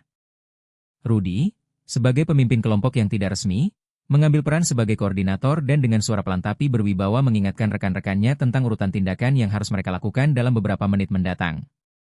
Mereka dengan cepat melewati bengkel, di mana pada siang hari pekerjaan bergejolak dan terdengar suara mesin dan peralatan. Dan sekarang, keheningan mencekam, hanya terganggu oleh lolongan angin di luar jendela dan derit langkah kaki mereka sendiri di lantai kayu. Pintu keluar layanan berada di sudut terjauh gedung, di belakang tumpukan produk jadi dan rak-rak material. Dan ketika mereka mencapainya, ternyata pintu itu memang tidak terkunci, seperti yang dijanjikan Raka. Rudy dengan hati-hati membukanya sedikit. Udara malam yang dingin menyerbu masuk ke dalam ruangan, membuat mereka menggigil, dan dia melihat keluar, memeriksa apakah ada patroli di dekatnya atau saksi mata yang tidak sengaja. Setelah memastikan bahwa jalan bebas, dia memberi isyarat kepada teman-temannya, dan mereka satu persatu menyelinap keluar, berakhir di zona ekonomi penjara. Tempat bangunan gudang dan fasilitas layanan menjulang tinggi dalam siluet gelap. Salju turun semakin lebat, dengan cepat menutupi jejak kaki mereka, yang merupakan berkah sekaligus masalah. Di satu sisi, ini mempersulit kemungkinan melacak jejak mereka setelah pelarian terdeteksi. Di sisi lain, ini mengurangi jarak pandang bagi mereka sendiri, mempersulit orientasi di medan yang tidak dikenal. Mereka bergerak cepat, tetapi hati-hati, berusaha tidak membuat suara berlebihan dan tetap berada dalam bayangan bangunan, jauh dari lampu-lampu yang jarang menyala. Beberapa menit kemudian mereka mencapai pos transformator tua, sebuah bangunan beton kecil, dikelilingi oleh pagar kawat berduri tinggi, yang di beberapa tempat kendur dan rusak oleh waktu dan korosi. Rudy dengan cepat menemukan bagian yang disebutkan Raka, di mana kawat berduri sangat longgar, dan mulai membengkokkannya, menciptakan celah yang cukup besar untuk dilewati. Logam berderit dan menyerah dengan enggan. Beberapa kali tepi tajam kawat berduri merobek pakaian dan menggores kulit, meninggalkan luka yang menyakitkan. Tetapi adrenalin dan ketakutan akan tertangkap meredam rasa sakit dan memberikan kekuatan. Beberapa menit kerja keras, celah itu selesai, dan mereka bergantian menyelinap melewatinya, akhirnya berada di luar perimeter utama penjagaan penjara. Sekarang, antara mereka dan kebebasan penuh, hanya tersisa pagar luar. Pagar beton setinggi 3 meter dengan kawat berduri di atasnya, yang membentang di sepanjang perimeter seluruh fasilitas pada jarak sekitar 100 meter dari bangunan internal. Bagian yang harus mereka lewati berada di area yang kurang terang antara dua menara pengawas, di mana, menurut rencana, Sersan Mayor Andriawan yang disuap seharusnya bertugas pada saat itu, dan berjanji untuk tidak memperhatikan tindakan mereka. Mereka, membungkuk, berlari ke arah pagar. Jantung mereka berdebar kencang di dada. Masing-masing dari mereka berharap mendengar teriakan penjaga, suara alarm, atau tembakan peringatan, yang berarti akhir dari pelarian mereka dan awal dari masalah serius. Tetapi area itu tetap sunyi, hanya angin bersiul di kawat berduri dan menggesek cabang-cabang pohon yang tumbuh dekat pagar. Ketika mereka mencapai pagar, Rudy dan Arif saling mengunci tangan, menciptakan pijakan darurat, yang dinaiki Budi, yang paling ringan dan lincah dari ketiganya. Dan menyeimbangkan diri di puncak pagar, berusaha untuk tidak terluka oleh kawat berduri, dia melemparkan jaketnya ke atasnya, menciptakan semacam pelindung dari duri-duri tajam. Kemudian dia menyeberang ke sisi lain dan melompat turun, mendarat di tumpukan salju lunak, yang sedikit meredam benturan. Kemudian giliran Arif, yang dengan susah payah, tetapi tetap berhasil menarik diri dan mengatasi rintangan. Dan terakhir adalah Rudy, yang paling sulit dari semuanya karena berat badannya yang lebih besar dan cedera bahu yang dideritanya. Tapi dia, mengumpulkan semua kemauan dan kekuatan fisiknya, juga berhasil melewati pagar, meskipun tangannya tergores hingga berdarah dan pakaiannya robek di beberapa tempat. Setelah berada di sisi lain pagar di area bebas, mereka membeku selama beberapa detik, tidak percaya bahwa bagian paling berbahaya dari pelarian telah berlalu, dan kemudian bergegas lari menuju hutan, yang menjulang seperti dinding gelap beberapa puluh meter dari perimeter luar penjara. Salju berderak di bawah kaki mereka, napas mereka keluar dalam gumpalan uap. Otot-otot kaki mereka terasa terbakar karena beban yang tidak biasa setelah berbulan-bulan di penjara, tetapi mereka berlari tanpa henti, menyadari bahwa setiap detik sangat berharga dan bahwa mereka perlu memaksimalkan jarak antara diri mereka dan penjara sebelum pelarian terdeteksi dan pencarian dimulai. Hutan menyambut mereka dengan keheningan dingin dan kegelapan total. Di bawah kanopi pohon yang lebat, salju tergeletak dalam gumpalan tidak rata. Akar-akar dan cabang-cabang yang jatuh menciptakan rintangan, yang terus-menerus membuat mereka tersandung, tetapi mereka terus bergerak maju, berorientasi pada kompas yang diberikan Rudy melalui penjaga yang disuap oleh salah satu orang Pak Tejo. 20 menit berlari melelahkan di medan yang tidak rata, mereka sampai di jalan tanah, di mana mobil yang dijanjikan memang sudah menunggu mereka dengan lampu mati dan mesin menyala. Pengemudi Wibowo, melihat 3 pria berpakaian penjara berlari keluar dari hutan, mengangguk singkat, memberitahu bahwa inilah orang-orang yang dia tunggu, dan memberi isyarat kepada mereka untuk masuk ke mobil. Beberapa detik kemudian mobil bergerak dan, tanpa menyalakan lampu agar tidak menarik perhatian saksi mata yang tidak sengaja, mulai menjauh dari area tersebut, melaju di jalan tanah bersalju menuju kota Cilacap, di mana sebuah tempat persembunyian sementara menunggu mereka dan kesempatan untuk mempersiapkan diri untuk melakukan balas dendam yang telah lama ditunggu-tunggu. Rumah persembunyian, tempat para pelarian tiba 40 menit setelah melarikan diri dari penjara, terletak di sebuah rumah panel tua di pinggir kawasan industri Cilacap, di bagian kota di mana hampir tidak ada rumah tinggal, melainkan didominasi oleh bangunan pabrik, gudang, dan bangunan-bangunan bobrok bekas perusahaan Soviet yang tutup pada tahun 90-an, dan sejak itu perlahan-lahan terlantar. Rumah tempat apartemen itu berada adalah rumah 5 lantai khas, dibangun pada tahun 60-an abad terakhir, dengan plesteran yang mengelupas di fasad, balkon yang miring, dan dinding yang retak, yang jelas tidak pernah diperbaiki selama puluhan tahun. Sebagian besar apartemen di rumah ini kosong. Penghuni lamanya pindah ke daerah yang lebih makmur di kota, atau meninggal. Dan tidak ada keinginan baru untuk menetap di tempat yang tidak menarik dan tidak sehat ini, yang membuat rumah itu menjadi tempat yang ideal untuk menampung para pelarian, karena tidak ada tetangga yang penasaran yang mungkin memperhatikan penampilan wajah baru atau aktivitas mencurigakan. Apartemen di lantai 3, tempat Wibowo membawa mereka, atas nama orang lain dan disewa oleh orang-orang dari Pak Tejo sebelumnya, beberapa minggu sebelum pelarian yang direncanakan, untuk menyediakan tempat persembunyian yang aman untuk sementara waktu, sampai para pelarian dapat mengatur tindakan selanjutnya dan meninggalkan wilayah tersebut. Rudy Gunawan, Arif Hidayat, dan Budi Santoso menghabiskan 3 hari di apartemen ini, hampir tidak pernah keluar dan berusaha meminimalkan aktivitas apapun yang dapat menarik perhatian saksi mata yang tidak sengaja atau aparat penegak hukum, yang, seperti yang mereka pahami dengan baik, sudah menyatakan mereka buron dan menyisir area sekitar penjara untuk mencari jejak pelarian. Apartemen itu dilengkapi dengan perabotan minim, beberapa kasur tua di lantai, meja dan beberapa kursi di dapur, kulkas dengan persediaan makanan dan air minum kemasan minimal, yang seharusnya memenuhi kebutuhan mereka untuk beberapa hari pertama. Jendela-jendela ditutupi dengan tirai tebal, yang tidak membiarkan cahaya masuk dan tidak memungkinkan untuk melihat apa yang terjadi di dalam dari jalan. Dan satu-satunya sumber informasi tentang dunia luar adalah televisi tua, di mana mereka melacak berita, berharap mengetahui seberapa aktif pencarian berlangsung dan informasi apa tentang pelarian yang disebarkan oleh aparat penegak hukum. Pada hari pertama setelah pelarian, hampir semua saluran televisi regional dan portal internet melaporkan pelarian berani 3 narapidana dari Lembaga Pemasyarakatan Kelas 1, menunjukkan foto-foto mereka dan meminta warga untuk melaporkan kepada polisi setiap orang mencurigakan yang sesuai dengan deskripsi para pelarian. Untuk pencarian, dikerahkan unit K9 dengan anjing pelacak, helikopter dengan peralatan pencitraan termal, dan pasukan polisi tambahan dari daerah tetangga, yang menciptakan ancaman serius deteksi dan penangkapan cepat. Namun, berkat persiapan pelarian yang cermat, hujan salju yang menutupi jejak mereka, dan 2 jam kelonggaran yang diberikan oleh petugas penjara yang disuap, para pelarian berhasil pergi cukup jauh dari tempat pelarian dan bersembunyi di kota, di mana pencarian tidak terlalu intens. Karena awalnya diduga mereka bersembunyi di hutan atau mencoba meninggalkan wilayah tersebut melalui jalan raya antar kota. Raka dan Andriawan, seperti yang direncanakan, ditangkap dan diinterogasi oleh penyidik segera setelah pelarian terdeteksi. Tetapi keduanya berpegang teguh pada versi peristiwa yang telah disiapkan sebelumnya, mengklaim bahwa mereka menjadi korban penipuan dan ancaman dari narapidana, yang diduga mengancam akan melukai keluarga mereka jika mereka tidak membantu pelarian. Para penyidik tidak mempercayai penjelasan ini dan mencurigai adanya unsur korupsi dalam tindakan para petugas.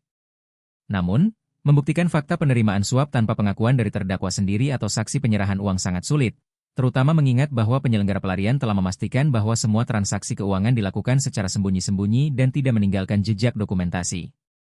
Selama waktu yang dihabiskan di rumah persembunyian, Rudy dan teman-temannya dengan cermat mempersiapkan diri untuk melaksanakan rencana balas dendam mereka, mendiskusikan detail operasi yang akan datang dan mengumpulkan informasi yang diperlukan tentang keberadaan dan jadwal harian Kirana Suryani dan ibunya. Pak Tejo, melalui orang-orangnya, menyerahkan kepada mereka pistol Makarov dengan nomor seri yang tidak terhapus dan 2 magasin peluru, beberapa pisau, 1 set pakaian sipil yang memungkinkan mereka terlihat kurang mencurigakan daripada dalam seragam penjara, dokumen palsu dengan nama fiktif, dan sejumlah kecil uang tunai untuk menutupi biaya harian. Mereka juga diberikan informasi tentang alamat tempat keluarga Suryani, menurut data yang diperoleh dari sumber terbuka dan melalui kenalan di lembaga penegak hukum, tinggal di Magelang.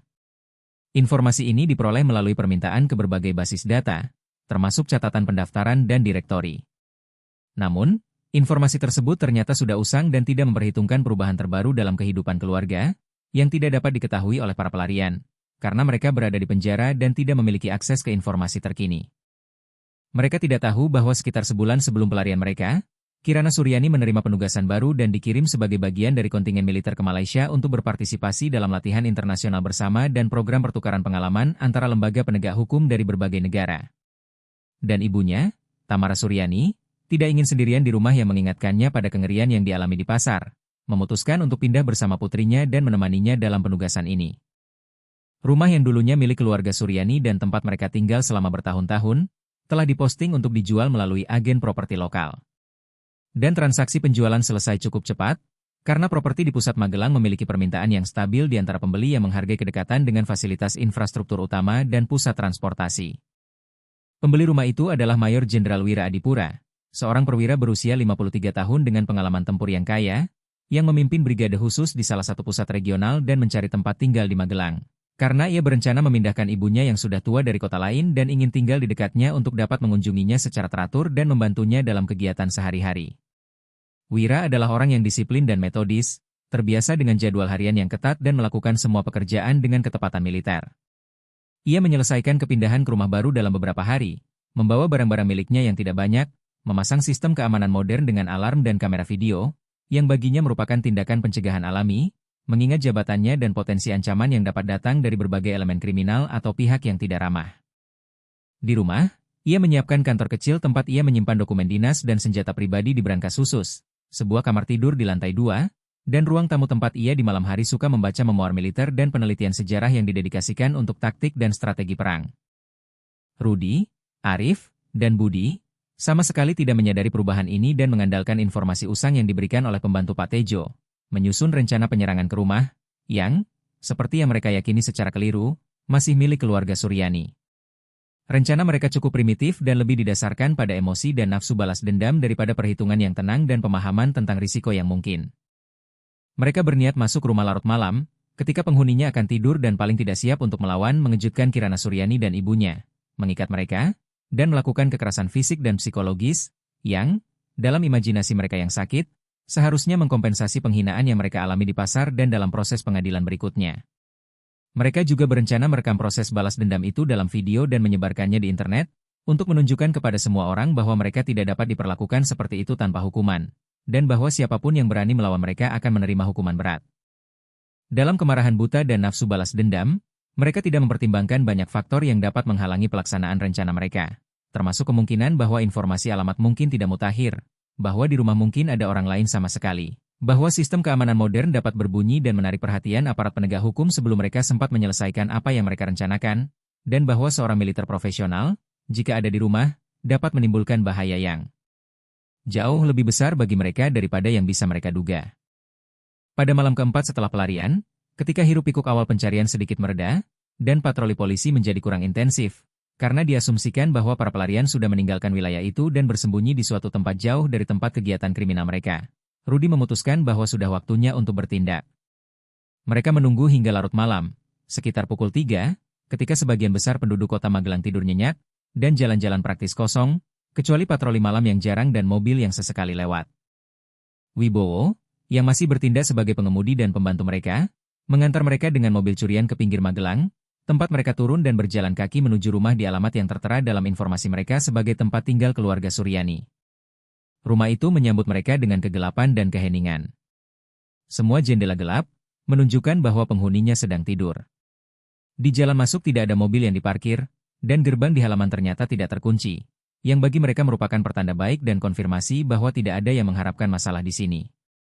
Mereka dengan hati-hati masuk ke area pekarangan, mengitari rumah, menilai kemungkinan titik masuk, dan memilih jendela lantai 1 yang menghadap ke ruang tamu dan tampak paling tidak terlindungi. Rudy, menggunakan batu berat yang ia temukan di taman, memecahkan kaca, menciptakan lubang yang cukup besar untuk memasukkan tangan dan membuka kusen jendela dari dalam. Suara kaca pecah terasa memekakan telinga dalam keheningan malam, dan mereka membeku selama beberapa detik, mendengarkan apakah ada reaksi dari dalam rumah. Tetapi semuanya tetap sunyi, dan mereka, didorong oleh kemudahan masuk yang tampak, satu persatu masuk melalui jendela ke dalam rumah, sama sekali tidak menyadari bahwa penyusupan mereka telah direkam oleh sistem keamanan modern, dan di kamar tidur di lantai 2, seseorang sudah bangun. Bagi siapa suara kaca pecah dan aktivasi alarm senyap di smartphone-nya berarti ancaman langsung, yang membutuhkan reaksi cepat dan tegas. Mayor Jenderal Wira Adipura tidur nyenyak layaknya seorang militer, terbiasa dengan bahaya yang bisa datang kapan saja dan dari arah manapun. Keahlian ini, biasa selama puluhan tahun bertugas di daerah konflik dan berpartisipasi dalam operasi khusus, di mana harga sebuah kesalahan atau kebingungan diukur dengan nyawa manusia, tidak pernah meninggalkannya bahkan dalam suasana damai di rumahnya sendiri. Ketika sekitar pukul 3 pagi, smartphone-nya, yang terletak di meja samping tempat tidur, mengeluarkan getaran pendek, menandakan aktivasi sensor gerak dan pecahnya kaca di sistem keamanan rumah. Wira langsung siaga penuh. Kesadarannya beralih dari keadaan tidur ke mode konsentrasi maksimal dalam sepersekian detik, tanpa kelambatan atau disorientasi yang biasanya khas bagi orang yang terbangun secara tiba-tiba. Dia diam-diam bangkit dari tempat tidur, tanpa menyalakan lampu dan berusaha tidak membuat suara apapun yang dapat memberitahukan kepada penyusup bahwa dia sudah bangun dan siap melawan. Dengan cepat dia mengenakan pakaian gelap, yang selalu dia siapkan untuk situasi darurat, dan menuju brankas yang terpasang di sudut kamar tidur, tempat dia menyimpan senjata dinasnya, pistol pindad G2 Combat dengan magasin terisi dan peluru cadangan.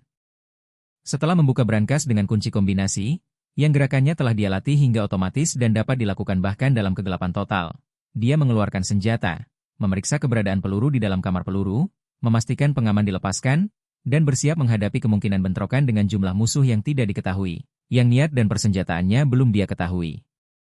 Seiring dengan persiapan pertahanan, Wira mengeluarkan ponsel kedua, sebuah perangkat dinas khusus dengan komunikasi terenkripsi, dan dengan cepat menghubungi nomor piket brigadenya, melaporkan secara singkat dan jelas tentang penyusupan orang tak dikenal ke rumahnya dan perlunya pengiriman tim reaksi cepat segera ke alamatnya. Namun, dia sangat menyadari bahwa bahkan dengan reaksi yang paling cepat sekalipun, kedatangan bala bantuan akan memakan waktu setidaknya Oktober 15 menit, dan selama waktu itu banyak hal bisa terjadi, dan dia harus mengandalkan sepenuhnya pada kekuatannya sendiri dan pelatihan tempurnya. Kemudian dia membuka aplikasi sistem pengawasan video di smartphone-nya dan melihat di layar kamera yang terpasang di berbagai titik rumah, 3 pria yang baru saja masuk melalui jendela ruang tamu lantai 1 dan sekarang dengan hati-hati bergerak di dalam ruangan, jelas mencoba mencari tahu arah di lingkungan yang tidak dikenal dan mencari tangga menuju lantai 2, di mana, seperti yang mereka duga, penghuni rumah sedang tidur. Wira dengan cepat menilai situasi. Ada 3 penyusup. Setidaknya 1 dari mereka bersenjata. Dilihat dari gerakan khas dan cara dia memegang tangannya, yang menunjukkan keberadaan pistol atau senjata api pendek lainnya, gerakan mereka tidak yakin dan tidak profesional, yang menunjukkan kurangnya pelatihan taktis yang serius. Namun, mereka jelas siap menggunakan kekerasan. Jika tidak, mereka tidak akan berani menyusup ke rumah orang lain larut malam. Jenderal dengan cepat memikirkan beberapa pilihan tindakan dan memutuskan untuk tidak menunggu penyusup naik ke lantai 2 dan berada di dekat kamar tidurnya, di mana manuver akan terbatas oleh koridor sempit dan ruangan kecil, melainkan mengambil posisi bertahan yang menguntungkan di tangga, yang merupakan titik sempit alami, di mana musuh terpaksa bergerak satu persatu dan tidak dapat menggunakan keunggulan jumlah. Dia diam-diam keluar dari kamar tidur, menempel ke dinding dan bergerak dengan kehati-hatian dan tanpa suara yang menjadi sifat kedua bagi seseorang yang telah melewati banyak operasi khusus, di mana suara sekecil apapun dapat mengorbankan nyawa seluruh kelompok, dan mengambil posisi di bagian atas tangga, dari mana dia memiliki pandangan yang baik ke lantai bawah dan di mana dia dapat mengontrol satu-satunya jalan ke atas. Pistolnya diarahkan ke bawah. Jarinya berada di dekat pelatuk, tetapi tidak di atasnya, sesuai dengan aturan penanganan senjata yang aman. Dan seluruh tubuhnya tegang dan siap untuk reaksi instan terhadap setiap perkembangan peristiwa.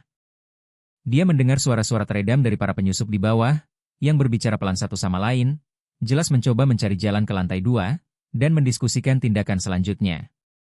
Langkah kaki mereka berderit di lantai kayu, dan salah satu dari mereka, dari suara-suara itu, menjatuhkan sesuatu, yang menyebabkan makian singkat dan bisikan permintaan untuk diam. Rudi Gunawan, Arif Hidayat, dan Budi Santoso, yang berada di lantai bawah dan secara bertahap terbiasa dengan kegelapan, akhirnya menemukan tangga menuju lantai 2, dan mulai perlahan menaiki tangga, berusaha tidak membuat suara berlebihan, tetapi pada saat yang sama terburu-buru untuk menyelesaikan penyusupan dan mengejutkan penghuni rumah yang sedang tidur, seperti yang mereka duga. Rudi berjalan di depan, memegang pistol Makarov di tangannya dan merasakan adrenalin mengalir di darahnya, bercampur dengan antisipasi balas dendam yang telah lama ditunggu-tunggu dan ketakutan akan kemungkinan komplikasi. Di belakangnya mengikuti Arif dengan pisau siap, dan Budi menutup kelompok, memegang linggis logam berat, yang mereka bawa dari rumah aman sebagai alat tambahan untuk mendobrak pintu atau digunakan sebagai senjata jarak dekat. Ketika Rudi telah naik sekitar setengah tangga dan kepalanya hampir setinggi lantai 2, tiba-tiba lampu terang menyala, sesaat menyilaukan ketiga penyusup yang terbiasa dengan kegelapan. Dan pada saat itu mereka mendengar suara keras dan berwibawa, terdengar dari atas dengan nada perintah yang tidak dapat dibantah, yang tidak memungkinkan keberatan atau keraguan apapun. Berhenti. Letakkan senjata di lantai, tangan di belakang kepala. Ini peringatan. Rudi masih berusaha memulihkan penglihatannya setelah kilatan cahaya yang tiba-tiba, secara naluriah mencoba mengangkat pistol dan mengarahkannya ke sumber suara. Tetapi tidak sempat menyelesaikan gerakan itu bahkan setengahnya, ketika terdengar suara tembakan keras, dan peluru, yang ditembakkan Wira dengan ketepatan ahli tembak profesional, melesat beberapa milimeter dari tangan Rudi dan mengenai dinding di belakangnya, menyebabkan awan debu plesteran dan membuatnya terkejut dan ketakutan. Menjatuhkan pistol, yang dengan dentuman keras bergulir menuruni tangga. Reaksi para penyusup terhadap perlawanan yang tiba-tiba dan tembakan peringatan adalah panik dan kacau. Mereka jelas tidak menyangka akan bertemu dengan musuh bersenjata dan siap bertarung alih-alih wanita tak berdaya yang mereka harapkan untuk diserang, dan rencana primitif mereka langsung hancur di hadapan bahaya nyata. Arif Hidayat, yang berada satu langkah di bawah Rudi, mencoba berbalik dan berlari menuruni tangga, berharap melarikan diri. Tetapi Wira, yang mengantisipasi reaksi semacam itu dan tidak ingin membiarkan penjahat keluar dari rumah, di mana mereka dapat bersembunyi atau melukai orang-orang tak berdosa, menembakkan 2 tembakan cepat ke langit-langit di atas kepala para pelarian, menciptakan tekanan psikologis dan menunjukkan keseriusan niatnya untuk menahan mereka dengan segala cara.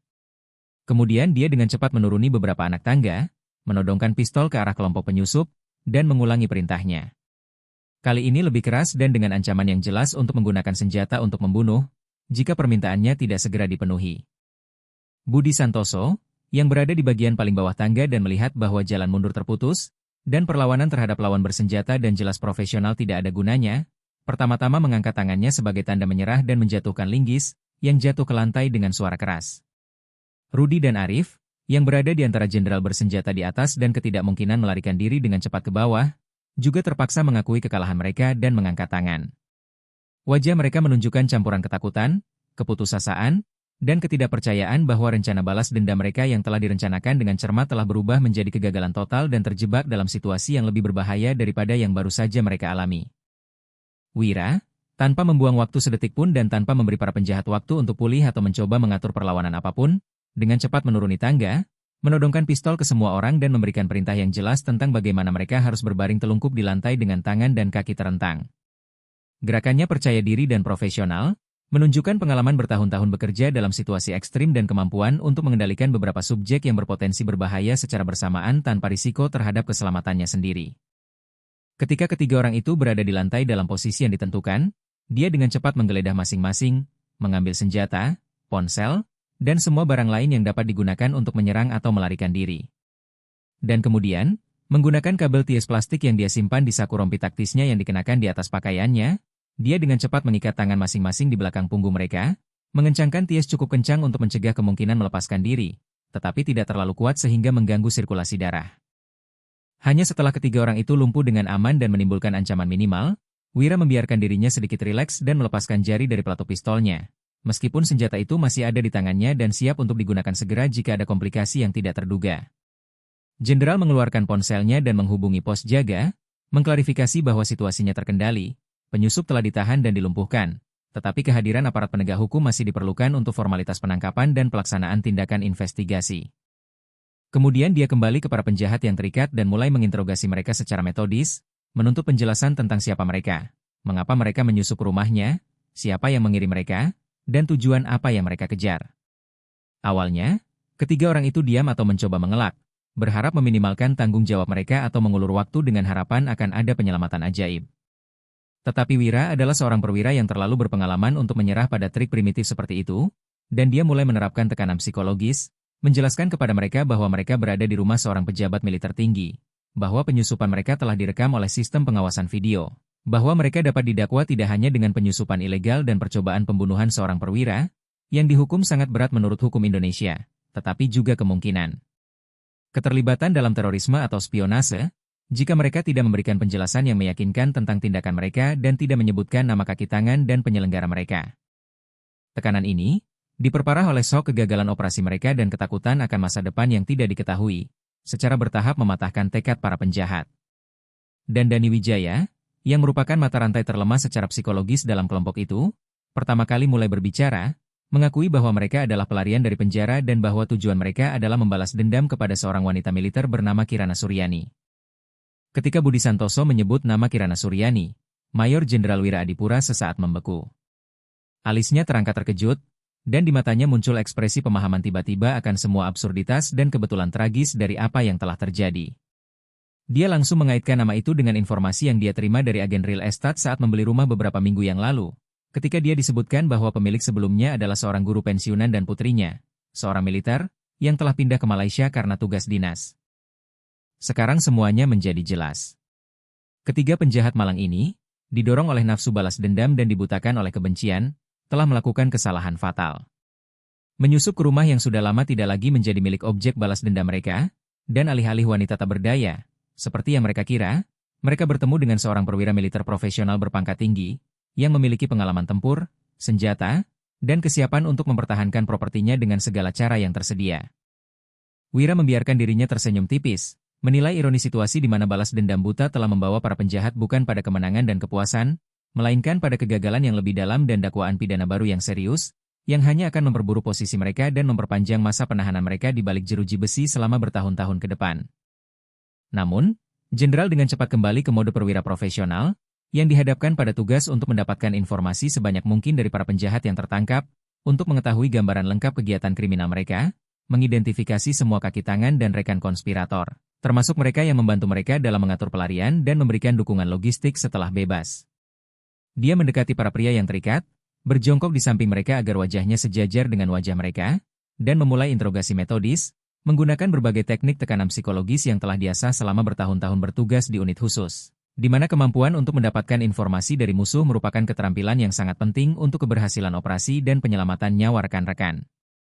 Suaranya tenang, hampir ramah, tetapi di dalamnya terasa ancaman tersembunyi dan kemauan keras seseorang yang akan mencapai tujuannya dengan segala cara dan tidak akan berhenti sampai dia mendapatkan semua jawaban yang diperlukan. Dia memulai dengan pertanyaan-pertanyaan sederhana, menuntut mereka untuk mengkonfirmasi nama mereka, tempat dan waktu pelarian mereka dari penjara, rute yang mereka ambil untuk mencapai Magelang, dan tempat mereka bersembunyi selama beberapa hari terakhir, secara bertahap membangun kronologi peristiwa dan menciptakan gambaran psikologis tindakan mereka, yang memungkinkannya menemukan kontradiksi dalam kesaksian dan memberikan tekanan tambahan pada mereka yang mencoba menyembunyikan detail atau menipu dia. Rudi Gunawan, sebagai pemimpin kelompok dan yang paling berpengalaman di dunia kriminal, awalnya mencoba untuk tetap diam atau memberikan jawaban yang tidak jelas, berharap untuk meminimalkan jumlah informasi yang mereka berikan kepada penyelidikan dan melindungi rekan-rekannya di luar dari kemungkinan penuntutan. Namun, Wira dengan cepat memahami taktik ini dan mengubah pendekatannya, mulai menerapkan metode tekanan psikologis yang lebih keras. Dia dengan tenang, hampir biasa, menjelaskan kepada Rudi bahwa situasinya kritis dan setiap menit hanya akan semakin memburuk. Untuk dakwaan awal perampokan, yang sudah dia jalani hukuman. Sekarang akan ditambahkan pelarian dari lembaga pemasyarakatan, yang secara otomatis akan menambah hukuman beberapa tahun, kepemilikan dan penggunaan senjata api ilegal, yang merupakan pasal terpisah dengan hukuman serius, percobaan pembunuhan dan penganiayaan terhadap seorang perwira militer berpangkat tinggi, yang menurut hukum Indonesia dikualifikasikan sebagai kejahatan sangat berat dan dapat menyebabkan hukuman hingga 15 tahun, serta kemungkinan dakwaan pengorganisasian kelompok kriminal. Jika ternyata dia mengkoordinasikan tindakan kelompok dan melibatkan orang lain dalam melakukan kejahatan. Wira secara metodis mencantumkan semua pasal kitab undang-undang hukum pidana yang mungkin diterapkan pada tindakan Rudy dan rekan-rekannya, melukiskan gambaran suram masa depan di mana mereka akan menghabiskan sebagian besar sisa hidup mereka di balik jeruji besi, keluar sebagai orang tua renta. Jika mereka bahkan selamat sampai akhir hukuman mengingat kondisi penahanan yang keras di lembaga pemasyarakatan kelas 1. Kemudian Jenderal berhenti sejenak, membiarkan informasi ini meresapi para penjahat dan menimbulkan tingkat ketakutan dan keputusasaan yang tepat. Setelah itu dia menawarkan mereka alternatif.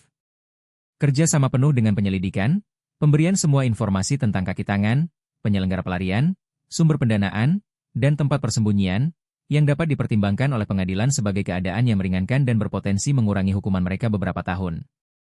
Dia secara khusus menekankan bahwa waktu untuk mengambil keputusan terbatas, karena dalam beberapa menit polisi akan tiba dan penyelidikan resmi akan dimulai, di mana tidak akan ada lagi ruang untuk kesepakatan informal, dan setiap kerja sama akan berlangsung sesuai prosedur ketat, memakan waktu berminggu-minggu dan berbulan-bulan, di mana kaki tangan mereka akan berhasil melarikan diri atau menghancurkan bukti.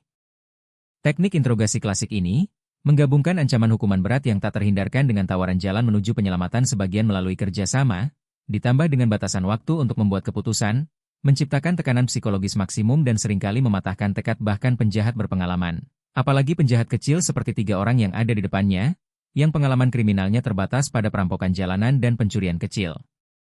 Namun, Rudy masih berusaha bertahan dan tidak membocorkan koneksinya. Berharap entah bagaimana situasinya akan diselesaikan atau orang-orangnya di luar akan mengetahui kegagalan operasi dan mengambil tindakan untuk melindunginya atau membebaskannya. Meskipun jauh di lubuk hatinya dia memahami absurditas harapan ini. Kemudian Wira menerapkan teknik psikologis lain yang seringkali efektif dalam situasi seperti itu. Dia mulai berbicara bukan dengan Rudy, melainkan dengan 2 tersangka lainnya, Arif Hidayat dan Budi Santoso. Menjelaskan kepada mereka bahwa posisi mereka berbeda dari Rudy, karena mereka bukan penyelenggara kejahatan, melainkan hanya pelaku, mengikuti pemimpin kelompok, dan bahwa hukum mengatur hukuman yang lebih ringan bagi mereka yang bertindak di bawah pengaruh atau tekanan dari penjahat yang lebih berpengalaman. Dia melukiskan gambaran masa depan di mana Rudy akan menerima hukuman maksimal dan menghabiskan 20 tahun atau lebih di penjara, sementara mereka, jika mereka bekerja sama dengan penyelidikan dan memberikan kesaksian terhadap penyelenggara, dapat mengharapkan keringanan hukuman yang signifikan dan, mungkin, bahkan hukuman percobaan atau hukuman singkat dengan kemungkinan pembebasan bersyarat. Taktik ini menciptakan perpecahan dalam kelompok, menimbulkan ketidakpercayaan dan kecurigaan timbal balik, memaksa setiap orang untuk memikirkan nasibnya sendiri terlebih dahulu, dan bukan tentang solidaritas kriminal, yang dengan cepat menguap di hadapan ancaman nyata menghabiskan sebagian besar hidup di balik jeruji besi. Arif Hidayat, yang jauh lebih muda dari Rudy dan tidak memiliki pengalaman kriminal yang luas, pertama kali tidak tahan dengan tekanan ini dan mulai berbicara, mengakui bahwa pelarian itu diorganisir melalui koneksi Rudy di penjara, bahwa seseorang bernama Pak Wibowo membantu menjalin kontak dengan orang-orang di luar, yang mendanai operasi dan menyuap penjaga, bahwa setelah pelarian mereka bersembunyi di rumah aman di kawasan industri Cilacap, alamatnya dia bisa ingat dan sebutkan, dan bahwa mereka diantar ke Magelang oleh seorang pengemudi bernama Stanislav, yang kemungkinan masih menunggu mereka di dekatnya dengan mobil curian. Begitu Arif mulai berbicara, Budi Santoso tidak ingin ketinggalan dan takut bahwa diamnya akan dianggap sebagai penolakan untuk bekerja sama dan akan mengakibatkan hukuman yang lebih berat, juga mulai menambahkan detail, menyebutkan nama dan menggambarkan keadaan, yang melengkapi gambaran kegiatan kriminal kelompok. Dia menceritakan tentang Pak Tejo, orang yang, menurut informasi mereka, adalah penyelenggara utama pendanaan pelarian dan penyedia dukungan logistik, tentang bahwa Pak Tejo memiliki koneksi dengan formasi tentara bayaran dan kelompok kriminal yang terlibat dalam perdagangan senjata dan pengorganisasian kejahatan yang disewa, dan bahwa dia menuntut mereka untuk melakukan tugas-tugas tertentu setelah melakukan balas dendam sebagai pembayaran atas bantuan yang diberikan. Rudy, melihat bahwa teman-temannya sudah mulai memberikan kesaksian dan membocorkan informasi yang dia coba rahasiakan, menyadari bahwa diam lebih lanjut tidak ada gunanya dan hanya akan memperburuk posisinya, karena penyelidikan akan tetap mendapatkan semua informasi yang diperlukan dari peserta lain. Dan penolakannya untuk bekerja sama akan dianggap sebagai keadaan yang memberatkan. Selain itu, Wira menerapkan satu lagi tuas psikologis yang kuat. Dia menyebutkan bahwa dalam kerangka penyelidikan kegiatan kriminal terorganisir dan pelarian dari lembaga pemasyarakatan, semua koneksi para tersangka akan diperiksa, termasuk keluarga dan kerabat mereka, untuk kemungkinan membantu atau menyembunyikan penjahat, dan bahwa setiap transaksi keuangan yang dilakukan oleh anggota keluarga mereka dalam beberapa bulan terakhir akan diselidiki secara menyeluruh oleh lembaga penegak hukum dan dinas pajak. Ancaman ini, yang tidak hanya menyangkut para penjahat itu sendiri, tetapi juga orang-orang terdekat mereka, yang mungkin tidak bersalah, tetapi tetap akan menghadapi masalah serius dan pemeriksaan dari lembaga negara, ternyata menjadi pukulan terakhir yang mematahkan perlawanan Rudy.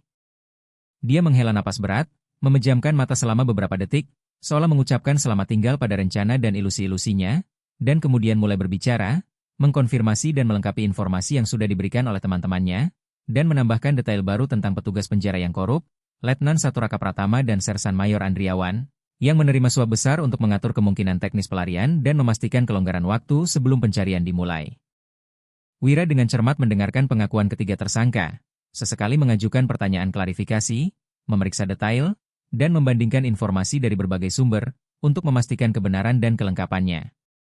Dan asistennya, seorang perwira muda dari Dinas Keamanan Brigade, yang tiba pertama kali di tempat kejadian, merekam semua kesaksian di perekam suara dan membuat catatan rinci, yang kemudian akan digunakan sebagai dasar untuk berita acara interogasi resmi dan tindakan investigasi, ketika semua pertanyaan utama telah diajukan, dan para penjahat telah memberikan semua informasi yang mereka ketahui tentang kaki tangan, penyelenggara, dan tempat persembunyian mereka. Jenderal pergi ke samping dan memanggil kepala kepolisian daerah, dengan siapa dia menjalin kontak kerja yang erat dalam kerangka operasi anti-teroris bersama dan langkah-langkah untuk memastikan keamanan fasilitas militer. Dia secara singkat melaporkan situasinya, menyampaikan semua informasi yang diperoleh dari para tersangka, dan menekankan perlunya segera melakukan operasi komprehensif untuk menangkap semua kaki tangan kriminal, termasuk pengemudi Wibowo, yang mungkin masih berada di dekatnya, membersihkan rumah aman di Cilacap, di mana mungkin ada bukti atau anggota kelompok kriminal lainnya, dan menangkap penyelenggara Pak Tejo, yang merupakan ancaman serius bagi keamanan publik dengan koneksinya ke dunia kriminal dan formasi tentara bayaran. Kepala Kepolisian Daerah, Kombes Pol Arya Wibowo, setelah menerima informasi rinci dari Jenderal Wira tentang para pelarian yang ditangkap dan kaki tangan mereka, segera menyadari keseriusan situasi dan perlunya melakukan operasi terkoordinasi berskala besar untuk menetralkan seluruh jaringan kriminal, yang tidak hanya mengorganisir pelarian dari lembaga pemasyarakatan, tetapi juga memberikan dukungan logistik kepada elemen kriminal berbahaya, yang memiliki koneksi dengan formasi tentara bayaran dan kelompok-kelompok yang terlibat dalam perdagangan senjata dan pengorganisasian kejahatan yang disewa. Arya memahami bahwa hampir tidak ada waktu untuk berpikir dan koordinasi birokrasi. Setiap menit penundaan meningkatkan risiko bahwa kaki tangan para pelarian akan mengetahui kegagalan operasi di Magelang dan mengambil tindakan untuk melarikan diri, menghancurkan bukti, atau mengorganisir perlawanan bersenjata, yang dapat menyebabkan korban di antara aparat penegak hukum dan memperumit tugas penangkapan mereka. Kombes Pol Arya Wibowo segera mengaktifkan protokol respons darurat, yang mengamanatkan mobilisasi semua sumber daya operasional yang tersedia di kepolisian dan koordinasi tindakan dengan lembaga penegak hukum lainnya, termasuk Polres setempat, unit pasukan khusus, dan unit militer yang ditempatkan di wilayah tersebut dan siap memberikan bantuan dalam melakukan operasi khusus di wilayah tersebut.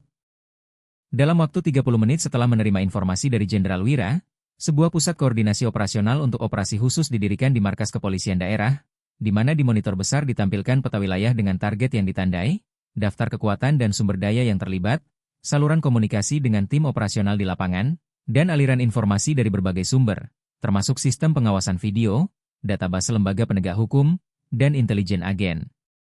Arya secara pribadi memimpin perencanaan operasi, melibatkan perwira-perwira paling berpengalaman dari kepolisiannya, spesialis taktik operasi paksa di lingkungan perkotaan, dan petugas operasional yang memiliki koneksi agen di lingkungan kriminal dan mampu dengan cepat mendapatkan informasi tambahan tentang keberadaan dan kegiatan orang-orang yang dicari. Rencana operasi tersebut mencakup pelaksanaan beberapa kegiatan yang saling terkait secara bersamaan di berbagai titik di wilayah tersebut, yang memerlukan koordinasi dan sinkronisasi tindakan yang tepat dari semua unit yang terlibat, untuk mengesampingkan kemungkinan peringatan satu penjahat oleh yang lain dan untuk memastikan efek kejutan, yang sangat penting untuk keberhasilan operasi dan meminimalkan risiko bagi aparat penegak hukum. Tugas pertama adalah penangkapan pengemudi Stanislav Wibowo, yang, menurut kesaksian para pelarian yang ditangkap, masih berada di pinggir Magelang dengan mobil curian, menunggu kembalinya kaki tangannya dan tidak menyadari kegagalan operasi mereka. Untuk melaksanakan tugas ini, dibentuklah tim operasional yang terdiri dari 5 prajurit pasukan khusus Polda Jateng di bawah Komando Mayor Bagus Perkasa, seorang perwira dengan 15 tahun pengalaman bertugas di unit khusus dan berpartisipasi dalam lusinan operasi yang berhasil dalam menangkap penjahat berbahaya dan menetralkan ancaman teroris. Tim dilengkapi dengan rompi anti peluru, helm, alat komunikasi, senjata dengan peredam suara untuk memungkinkan penggunaan tanpa suara jika diperlukan, serta alat khusus untuk memblokir mobil dan mengeluarkan pengemudi dari kabin dengan risiko minimal pelarian atau penghancuran bukti.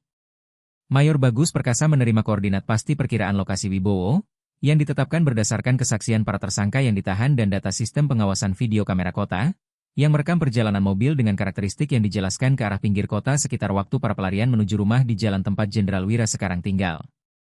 Tim Bagus berangkat ke lokasi yang diduga tempat Wibowo berada dengan 2 mobil sipil yang tidak mencolok, yang tidak menarik perhatian dan memungkinkan mereka mendekati target tanpa terlihat, tanpa menyalakan lampu sirine atau lampu darurat, yang dapat memperingatkan penjahat akan bahaya yang mendekat dan memberinya kesempatan untuk melarikan diri. Ketika petugas tiba di daerah yang ditentukan, yang merupakan zona semi-industri di perbatasan antara kota dan hutan, tempat jalan tanah yang jarang dilalui kendaraan di malam hari, mereka dengan cepat menemukan mobil Kijang yang dicari, berdiri di pinggir jalan dengan lampu mati, tetapi dengan mesin menyala, yang menunjukkan kesiapan pengemudi untuk segera pergi ketika kaki tangannya muncul. Mayor Bagus Perkasa dengan cepat menilai situasi dan memutuskan untuk melakukan penangkapan dengan skema blokade klasik. Satu mobil harus memblokir jalan mundur dari depan, yang kedua dari belakang. Setelah itu prajurit pasukan khusus secara bersamaan akan melompat keluar dari mobil dan mengepung mobil target, memerintahkan pengemudi untuk keluar dengan tangan terangkat dan tidak berusaha untuk melawan atau melarikan diri. Operasi dilakukan dengan cepat dan profesional. Dalam hitungan detik, mobil Wibowo terblokir dari 2 sisi, dan prajurit bersenjata berseragam hitam dan topeng mengepungnya, mengarahkan senjata ke pengemudi dan memberikan perintah keras melalui megafon.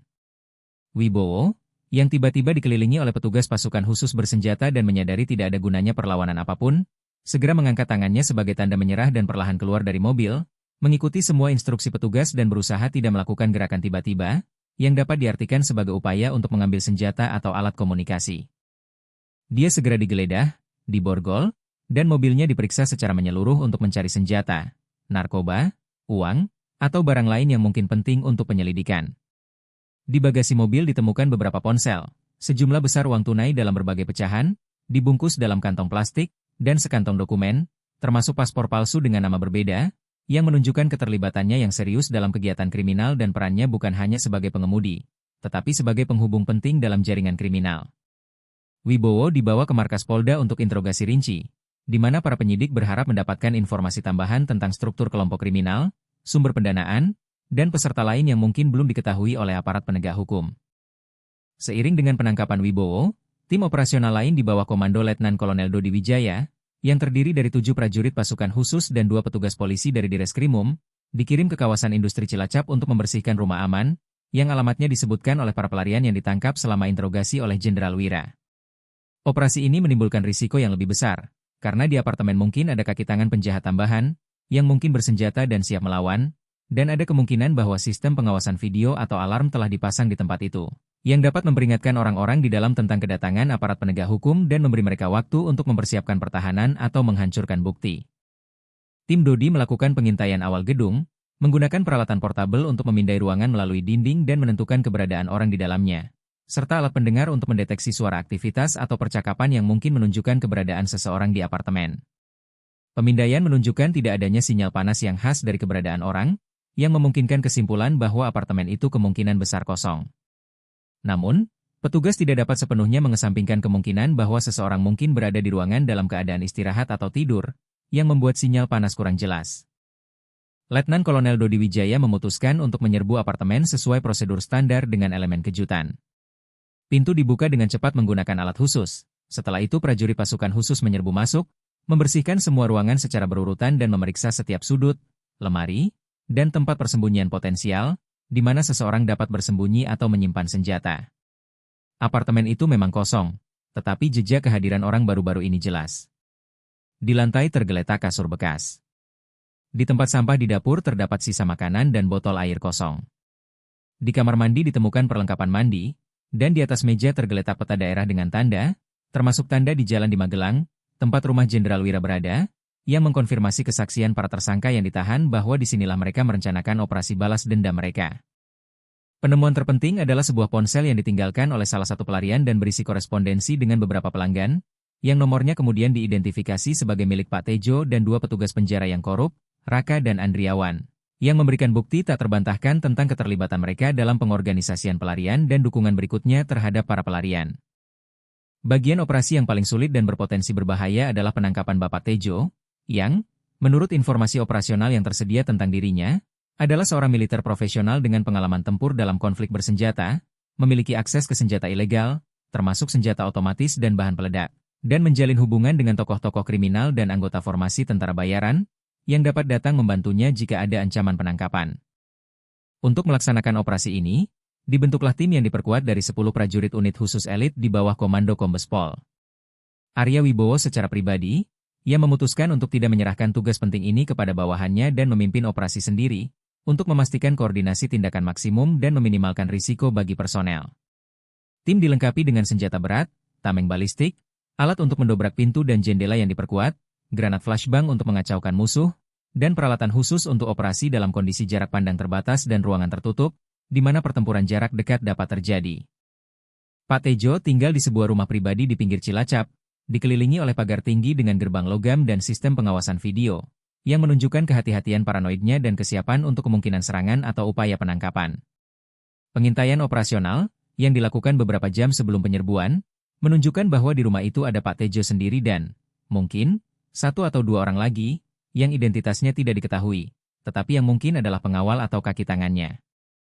Kombes Pol Arya Wibowo menyusun rencana operasi, yang mencakup penyusupan ke rumah secara bersamaan dari beberapa arah untuk menciptakan efek pengepungan dan melumpuhkan kemampuan musuh untuk mengorganisir pertahanan terkoordinasi atau upaya melarikan diri melalui pintu keluar cadangan. Pukul 4 pagi, ketika kemungkinan penghuni rumah tidur paling tinggi, tim pasukan khusus mendekati target dengan mobil lapis baja dengan lampu mati, dengan cepat melewati perimeter luar pagar menggunakan tangga serbu dan peralatan khusus untuk memotong struktur logam.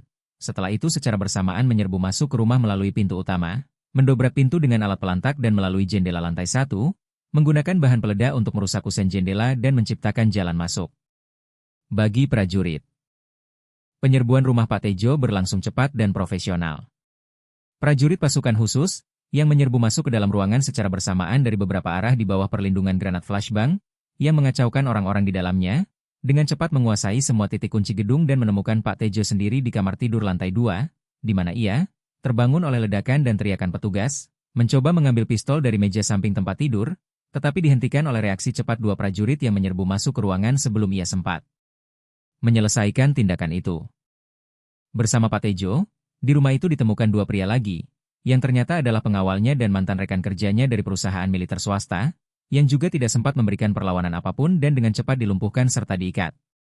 Dan saat penggeledahan rumah ditemukan gudang senjata ilegal yang mengesankan, termasuk 3 senapan serbu AK-47 dengan peredam suara, 2 senapan sniper buatan luar negeri, beberapa pistol berbagai model, granat, bahan peledak, dan sejumlah besar amunisi, yang dengan sendirinya merupakan kejahatan pidana serius dan menjamin Pak Tejo hukuman penjara yang panjang.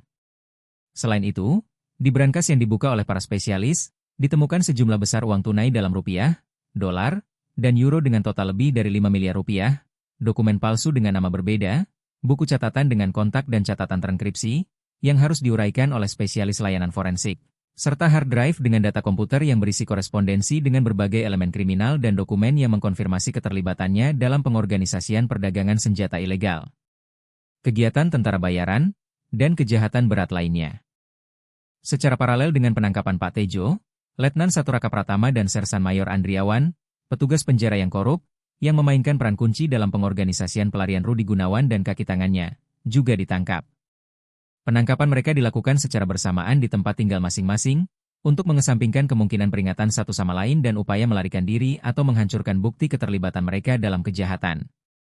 Saat penggeledahan apartemen Raka, ditemukan sejumlah besar uang yang tidak dapat ia peroleh secara legal dari gajinya, elektronik mahal, dan barang-barang mewah, yang jelas tidak sesuai dengan pendapatan resminya, yang memberikan dasar untuk memulai kasus pidana tambahan berdasarkan pasal-pasal tentang korupsi dan penerimaan suap. Andriawan mencoba menyangkal keterlibatannya dalam pelarian dan mengklaim bahwa ia hanya tidak menyadari apa yang terjadi karena jarak pandang yang buruk dan hujan salju. Namun, pemeriksaan ponselnya menunjukkan adanya korespondensi dengan orang-orang Pak Tejo, di mana detail pelarian yang direncanakan dan jumlah imbalan dibahas, yang secara definitif menghancurkan alibinya dan memberikan bukti yang tak terbantahkan kepada penyelidikan tentang kesalahannya. Kedua petugas penjara itu segera dicopot dari jabatan, dilucuti semua pangkat dan penghargaan, serta dipindahkan dari kategori saksi menjadi terdakwa dengan tindakan penahanan hingga persidangan, yang akan menentukan nasib akhir dan hukuman mereka atas pengkhianatan sumpah dan pelanggaran berat tugas dinas. Sebagai hasil dari operasi terkoordinasi berskala besar, yang memakan waktu kurang dari 6 jam dari saat penerimaan informasi awal dari Jenderal Wira hingga penangkapan terakhir dari tokoh-tokoh utama kasus. Lembaga penegak hukum sepenuhnya melikuidasi jaringan kriminal yang mengorganisir pelarian dari lembaga pemasyarakatan dan merencanakan kejahatan serius terhadap individu. Semua pelaku utama kegiatan kriminal ditangkap.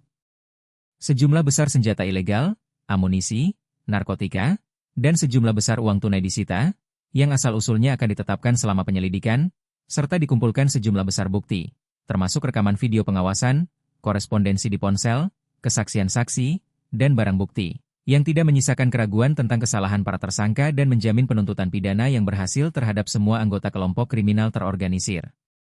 Polda Jateng dan BIN mengadakan konferensi pers bersama, di mana mereka secara resmi menginformasikan kepada publik tentang operasi yang dilakukan, menunjukkan senjata dan uang yang disita, menceritakan tentang skala kegiatan kriminal para tersangka, dan berterima kasih kepada Jenderal Wira atas tindakan tegasnya, yang tidak hanya mencegah kejahatan serius, tetapi juga membantu mengungkap kelompok kriminal terorganisir besar yang merupakan ancaman serius bagi keamanan publik.